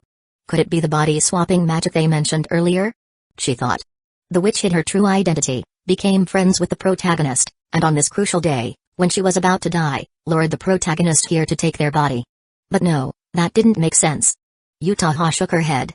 She clearly remembered that the note said magic involving two people was difficult to cast because it required the other person's wholehearted cooperation. To make the magic work, you needed the other person's trust. Even if the protagonist were a bit of an innocent fool, there's no way they'd let the witch use magic on them, right? This doesn't add up. Something's off. After thinking for a moment, Utaha shook her head again, deciding not to delve deeper. She clicked to continue the story. Because we're friends, that's why you're still here to play with me today, right, Viola? As the last line of text slowly appeared, the screen flashed, and the once dimly lit scene was now engulfed in darkness. Bang! A loud crashing sound rang in her ears. Then, a purple-haired figure appeared, its upper body missing, eyes hollow, with no doubt left it was the witch. The witch crawled slowly toward Viola, and subtitles appeared. Half-body girl. Oh. After this subtitle appeared, a save prompt popped up. The story was clearly nearing its end, but Utaha didn't immediately save. Confusion clouded her mind. Strange. This is really strange.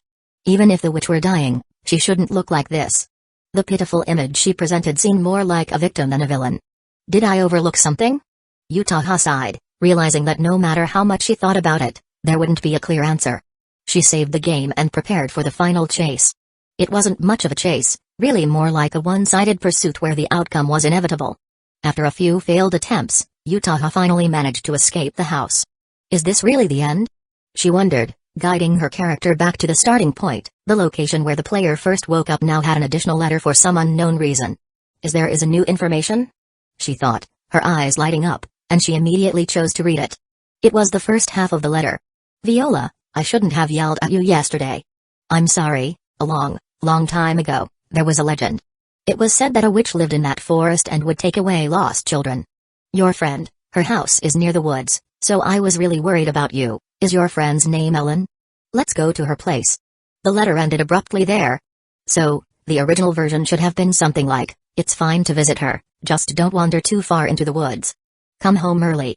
Dad. Right? It sounded like an ordinary letter, nothing special. Utaha sighed in disappointment. No new information. She already knew everything written here, having reached the game's conclusion. Without wasting time, she continued guiding the character down. Next was the rose, which had been cursed, and using the items gathered from the house, she destroyed it before continuing onward. After that, the final unskippable ending animation began. The scene froze briefly, and a man appeared, holding a shotgun with a white towel draped over his shoulder. After a simple animation, the subtitles appeared. Viola's father, Viola? Are you alright? Are you hurt? Viola's father, thank goodness. The background music brightened, almost as if celebrating the happy ending approaching. The dim colors also shifted to bright hues. Viola's father, it's so late, I came into the woods to look for you. Such irony. Utaha muttered with a sigh. The witch's parents had abandoned her, causing a series of tragic events. Yet Viola's father, even knowing that a witch lived in the forest, cared more about his daughter's safety than his own. Even though the dangers of the forest were unknown, Viola's safety became the priority, making everything else irrelevant. Utaha clicked the mouse, and the story continued. Viola's father, you're safe now. Let's go home and get out of the rain. With that, the man tried to lead his daughter out of the woods. But just after a few steps, the cheerful music stopped, and the bright colors dimmed again. They turned around. The witch, dragging her broken body, leaving a trail of blood behind, slowly crawled toward them. Half-body girl. Yeah. Going, half-body girl. Ugh. Ugh. As the witch closed in, the father instinctively stepped in front of Viola. Viola's father, Viola, stay back. Gunshots rang out. The witch, already a broken doll of sorts, collapsed into a pool of blood. In the rainy night, a breeze swept through as the witch turned to ashes, scattering across the sky. The man and girl walked out of the forest together. The music played, and the credits rolled. Utaha sat in thought, the subtitles continuing to scroll. When "end" flashed on the screen, the image flickered, returning to the title screen. This ending. Is it really the true ending? Utaha sighed again. End? The game didn't just hint at the falseness of the ending, it shoved it in her face. So, what did I miss? She thought. And what about the vague words the witch had spoken? Just pondering those wouldn't provide an answer. But if she connected all the pieces of information. Utaha frowned, using her incredible memory to replay the story in her mind. Wait, the story mentioned a demon. It was the demon that turned Ellen into the witch. But who was this demon? Did it appear in the story? Utaha froze, a look of disbelief in her eyes. She glanced at the paper she had been using to review the plot, her face slowly turning pale. Could this be the true ending? Chapter 193, in the entire storyline, Kazekage Utaha being introduced to 4 characters. The protagonist, the witch Ellen, the black cat that serves as the save point, and a little frog. The little frog requires no further explanation, and as well as the main character, the witch Ellen is naturally significant background to the story. However, the black cat stands out as particularly mysterious character. If it were merely for saving progress, the game could have easily implemented a typical RPG-style crystal or something similar. Yet, in this game, the ability to save comes from the black cat, and the fact that it uses voice lines adds an even deeper layer of mystery. But the most intriguing part is, thinking back on the interactions with the black cat, the way it speak was oddly familiar to Viola. This detail was deeply thought-provoking. According to the game's backstory, Viola and Ellen were friends, and Viola often visited this place. But would a talking black cat casually speak in front of ordinary people? Could such a close bond between a girl and a cat really exist? The answer was obvious no. Would the developers dedicate so much effort to a character with no real significance? As a creator herself, even as a novice, Utaha knew better. There had to be something more to this black cat. Could it be that the black cat holds an identity far more crucial than the 2 protagonists? Ellen, who lost her parents, undoubtedly caused the tragedy that unfolded. But without encountering that demon, her life would have ended long ago. The room filled with countless skeletons and the story's chilling hint that all my friends who came here were devoured by the house made it clear that the demon never left. It simply kept feeding, with the witch Ellen as its accomplice. This might be a bold assumption, but gathering all the clues, everything points to one conclusion: the black cat is the demon. If the black cat is indeed the demon, then the only person it would act familiar with would be Ellen. The moment Utaha realized this, a chilling sensation crawled up her spine, as if she had plunged into an icy abyss. Even though it was already late May and the weather had warmed up, the late-night atmosphere at 2:00 a.m. felt unnervingly cold. It was the fear that came with hindsight. Phew. Utaha let out a deep breath and glanced around her dimly lit room.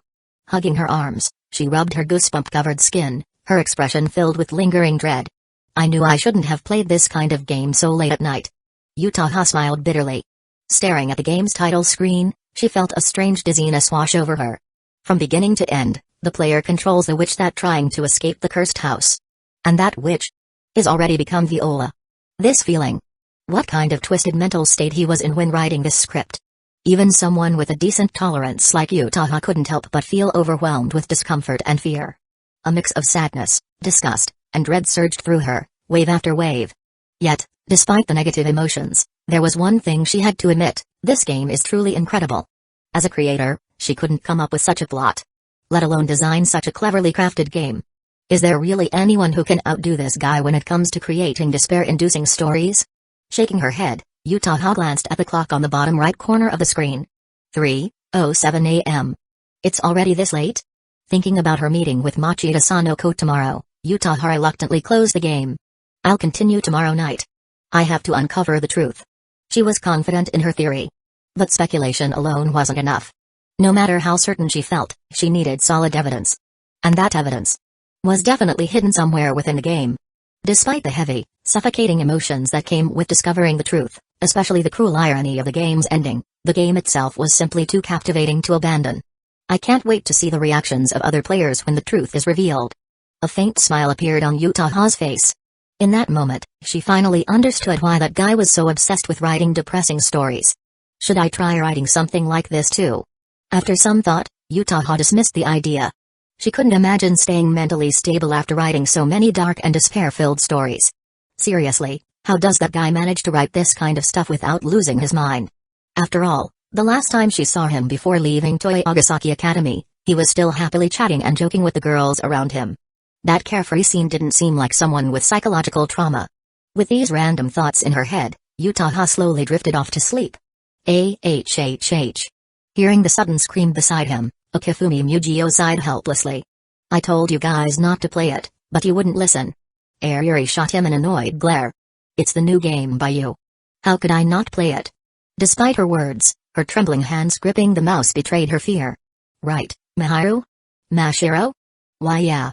Miharu nodded tearfully, inching closer to Ayuri as the eerie game screen sent chills down her spine. The only one who seemed unfazed was Mashiro, whose eyes occasionally gleamed with wisdom as she analyzed the screen. Go here. Mashiro pointed at a spot on the screen. Without hesitation, Ayuri controlled the character to move there. Suddenly, a giant skull emerged from the darkness and crushed the character.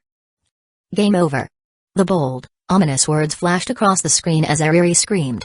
Mashiro blinked innocently. Huh? Dead again? No one answered her. Ayuri had already tossed the mouse aside and thrown herself into Miharu's arms, trembling. Miharu, though less dramatic, had turned pale and stiff as a board. Watching the chaos unfold, Mugio sighed and shook his head. Honestly, I'm warning you guys. The ending of this game is not going to be pleasant. He remembered watching a review video on a certain streaming site in his past life. To sum it up, this game would break even the most mentally stable players. Whether you had a heart or not, you'd still be emotionally wrecked. The only true winner was the demon. But of course, the girls didn't take his advice seriously. Chapter 194, Ayuri shot him another glare. Please. Aside from Stein's Gate, when did your games ever had a happy ending? She looked as if she were not scared at all. Of course. If only her body hadn't been trembling when she said that, it would have been far more convincing. In response to Ayuri's complaint, Okifumi scratched his nose. Even if you say that, this work is quite special among my past work. Yeah, I got it. Ayuri waved impatiently. Just go do your thing. Okifumi shook his head. Since things had already come to this point, there was no need to persuade them further. Returning to his room, Okifumi turned on his computer and checked the comments on the post he had made the day before. Cleared the game. The story is simple, but the level design is ingenious. Super fun. Simple story? This is one of the rarest perfect endings ever. If this were any other developer, yeah, it'd be simple. But coming from you, sensei, this ending is anything but simple. Ugh, the frog scene was such an emotional gut punch. But at least the ending was good. Seeing Viola escape from the witch's house and being saved by her father was just too sweet. And coming from the warrior of love and hope sensei, this sugar hit even harder. Sensei, we've cleared the game. Where's the follow-up you promised? Didn't sensei say we need to unlock all the endings first? There must be other routes, right? Of course. Did you guys miss the end? After the credits? I've played through it twice and didn't notice any difference. +1. Did we miss something along the way? My head hurts. How did you guys clear it so fast? It's been an hour, and I'm still stuck in that reference room. Is this a bug? Reference room? Check the walls carefully.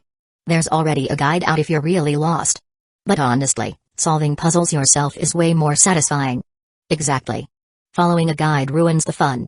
Might as well just watch a Let's Play. Sensei, please give us more stories with perfect endings in the future. +1. +2. By the way, isn't Stein's Gate updating tonight? Don't bring up Stein's Gate. I'll start crying over Mayushi again. Damn it, my good mood just evaporated. But didn't Sensei promise a perfect ending this time? What's there to be sad about? Do you really trust Sensei to be that kind? Maybe it's just bait for the game, the witch's house. But Sensei has never lied to us before, right? Well, whatever. We'll find out tonight anyway. A perfect ending, huh? Okifumi smirked. These guys completely misunderstood because they couldn't figure out the truth. Can't blame me for that, right? After all, neither the fake ending nor the true ending was actually happy. The former was because players hadn't uncovered the truth, while the latter laid everything bare for them to see. I just hope they won't be too heartbroken when they reach the true ending. Amen. He tapped on his screen a few times and opened the creator's backend on Steam. Whoa. Seeing the sales figures, Okifumi Mugio couldn't help but suck in a breath. 133,493 copies sold. That's a whopping 186 million yen. Even with the platform taking a 30% cut, it was far better than the measly royalties from book publishing. Of course, the two industries couldn't be directly compared. Publishing involved rent, utilities, staff salaries, printing costs, and equipment maintenance. Plus, bookstores wouldn't buy inventory at the suggested retail price. Though the publishing industry was profitable for the big shots, the process was exhausting and full of red tape.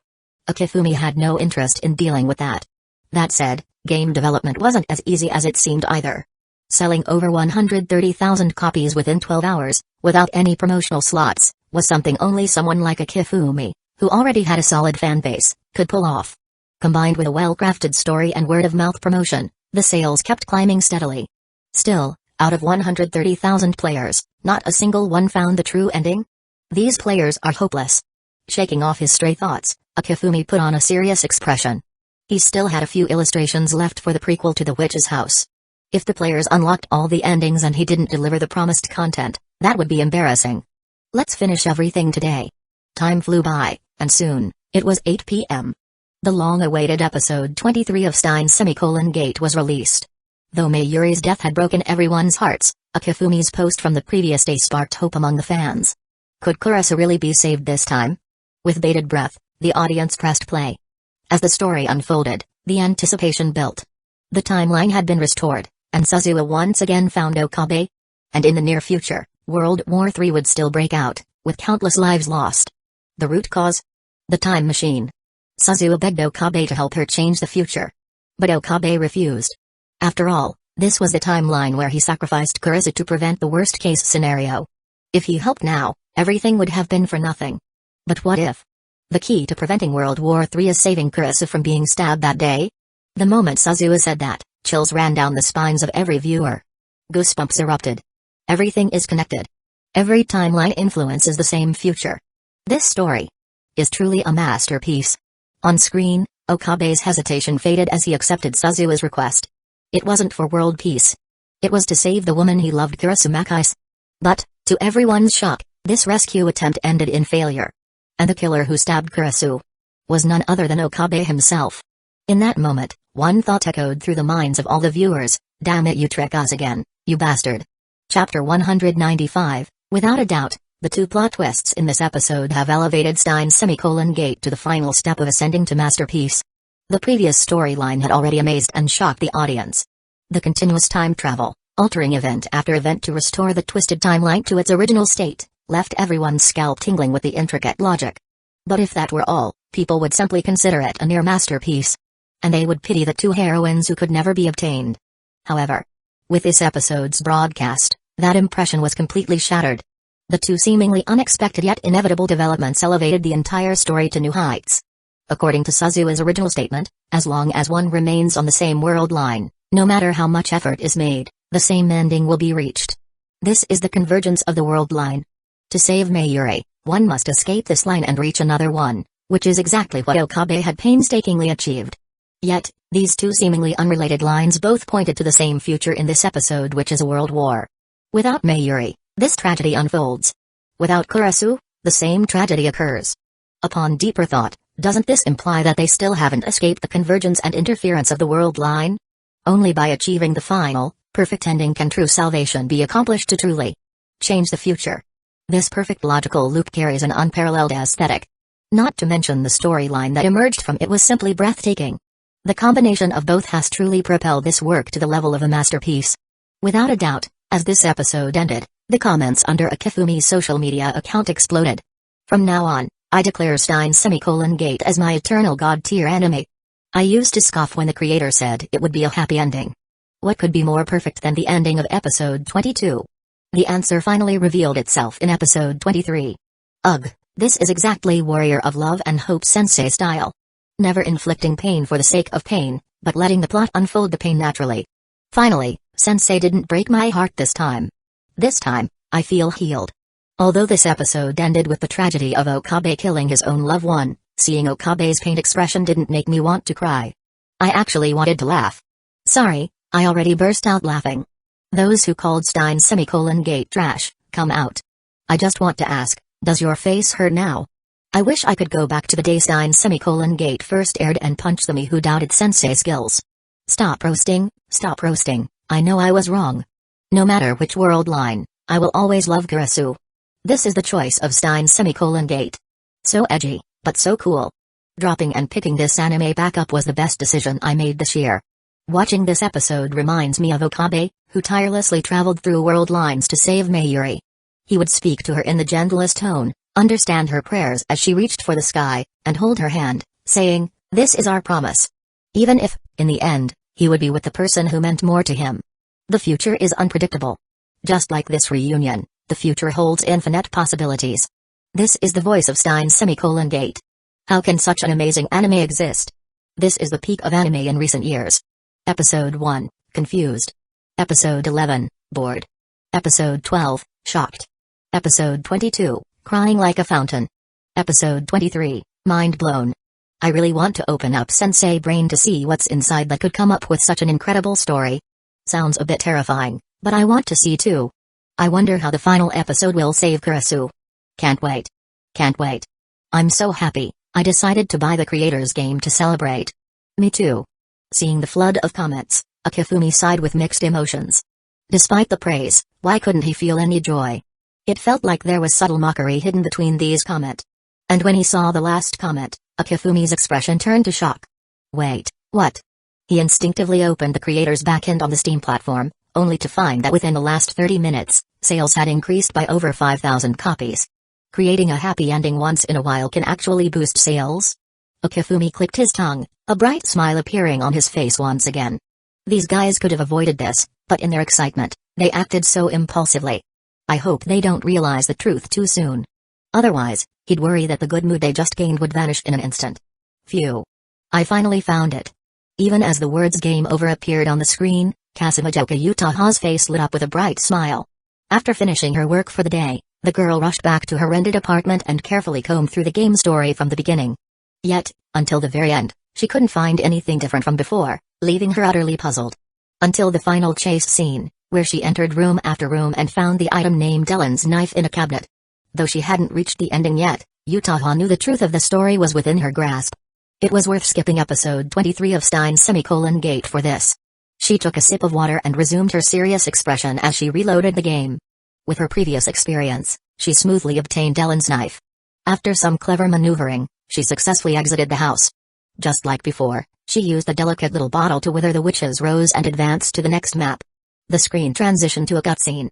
The blonde girl, Viola, walked forward as the background rapidly faded away. The screen dimmed, as if sinking into an abyss. The purple-haired witch, with a broken body, appeared at the top of the screen. As expected. Utaha's heart leapt with joy, the joy of discovering the truth after countless efforts. What will change in the story this time? In her eager gaze, the animation continued. Half-bodied girl. Yee. Go. With a few flashes, the witch was only a few meters away from Viola. Half-bodied girl, yo. Yo. Without any fear, Viola took a few steps closer. A line of dialogue appeared. Viola, huh? You're so stubborn. Even without voice acting, the impatience in the girl's words was clear. Then, a flash of red light swept across the screen, accompanied by a striking sound effect. Viola, how long are you planning to chase after me? You know that body won't last long, half-body girl. Oh. Ah. Viola turned around, taking a few steps back to distance herself from the witch. Suddenly, the scene before her flickered, and in the upper half of the screen, a close-up of Viola's face appeared, tilted slightly. Her golden eyes showed no emotion. She turned her head, and a mocking smile appeared on her otherwise blank face. Below the close-up, the scene shifted to the witch, her purple hair flowing around her. Her lower body was already a mangled mess, covered in black mist. Her missing eyes stared blankly at Viola's back as her left hand weakly lifted, as if desperately trying to grab something. As Utaha watched the scene unfold, she could almost hear the witch's faint whimpers in the air. Under this perfect portrayal, the dark emotions she had previously felt began to surface again. The witch, who should have been detestable, now appeared pitiful and tragic, stirring a deep sense of sympathy in her. The close-up paused for a few seconds before the dialogue resumed. Viola? You want it back? No way. Your body seems perfectly fine to me. Another close-up appeared, showing Viola tugging at her skirt as she gracefully twirled in place, her face lit up with joy. As the close-up faded, Viola turned and walked back towards the witch. The wind rustled through the grass as a close-up of the scene appeared. Viola crouched down. Her delicate face now bore a smile full of pure malice. Viola, and besides, you willingly gave me this body, didn't you? Why? Should I give it back to you? Viola, right. Viola? The close-up showed Viola smiling faintly as she mockingly tilted the witch's head, her eyes filled with amusement. But quickly, she grew bored with the scene, or perhaps disgusted with the body in front of her. With a look of impatience, she pulled her hand away. The witch's head, lacking any strength to hold itself up, collapsed into the grass. As expected. Even though she had guessed this outcome long ago, everything she was doing now was simply to confirm her suspicions. But seeing the truth unfold before her in such a powerful way still left Utaha stunned. The dialogue, filled with malicious intent, paired with the dark, somber tones of the scene and the expressive close-ups, caused all the emotions to burst forth. The contrast between the pure sorrow and despair of the girl and the witch's utter evil was stark and intense. And when Utaha realized that she was playing the witch in this story, pushing the innocent girl step by step toward the abyss and sealing her fate, the overwhelming black emotions exploded within her heart. Ugh! The intense discomfort made her want to throw up. After covering her mouth and taking several minutes to calm down, Utaha finally managed to regain her composure. So this is it. Seeing the scenes unfold in person was a completely different experience from what she had imagined. When she had first thought of this outcome, all she felt was a cold shiver and a sense of dread at the exaggerated finale. But now, witnessing it firsthand, the intensity of the emotions was far more overwhelming. Trying to calm herself down, she felt ready to continue. In the scene, Viola dusted off the dirt from the hem of her white skirt and stood back up. She took a few steps forward. Viola, you must have felt sorry for me back then, huh? Couldn't even get out of bed, Viola, so I used magic to swap bodies with you, Viola, just for one day, though. Hey, I think I said that before. Viola turned and looked at the witch, Ellen, who lay on the ground, a defeated figure. Viola, you almost trapped me earlier, I really didn't expect that, Viola, but what's the use? That house belongs to me, after all. How could it possibly kill me? The house has been helping me. It wants me to escape. Viola crouched down again, staring at the familiar yet strange body lying a few meters away. Ellen's body twitched, as if trying to reach out. In a close-up, Viola furrowed her brows. Viola. You're not dead yet. You really are stubborn. Ah, could it be? You're worried about your dad, so you don't want to die? Viola, I know all about you and your dad. You two, relying on each other. Those memories are still in your body. He's a good man, a hunter, right? He even wrote you that letter. How nice of him. Unlike my parents at all. Viola, I bet you're worried about what will happen to your dad if you die, huh? Don't worry, though. After all, his daughter, Viola, will still be there, doing her best to give her love. Viola, of course. I'll enjoy some part of your love too, so don't you worry. Before the dialogue could continue, a mysterious voice interrupted. Viola? The figure of a hunter appeared in the scene. After a tear-jerking father-daughter reunion, the witch, now only half a body, found the strength to move toward them. With her damaged vocal cords, she managed to let out a faint, desperate sound, PP. Viola's father, don't come near. Monster. The echo of a shotgun blast rang through the forest. The light completely left the witch's eyes, and she collapsed into a pool of her own blood. With her father's comforting presence and his large hand holding hers, Viola left the forest. The scene ended with the same familiar mischievous smile, one full of satisfaction. Was it a sense of triumph for the successful conspiracy? Or was it mocking the foolishness of the world?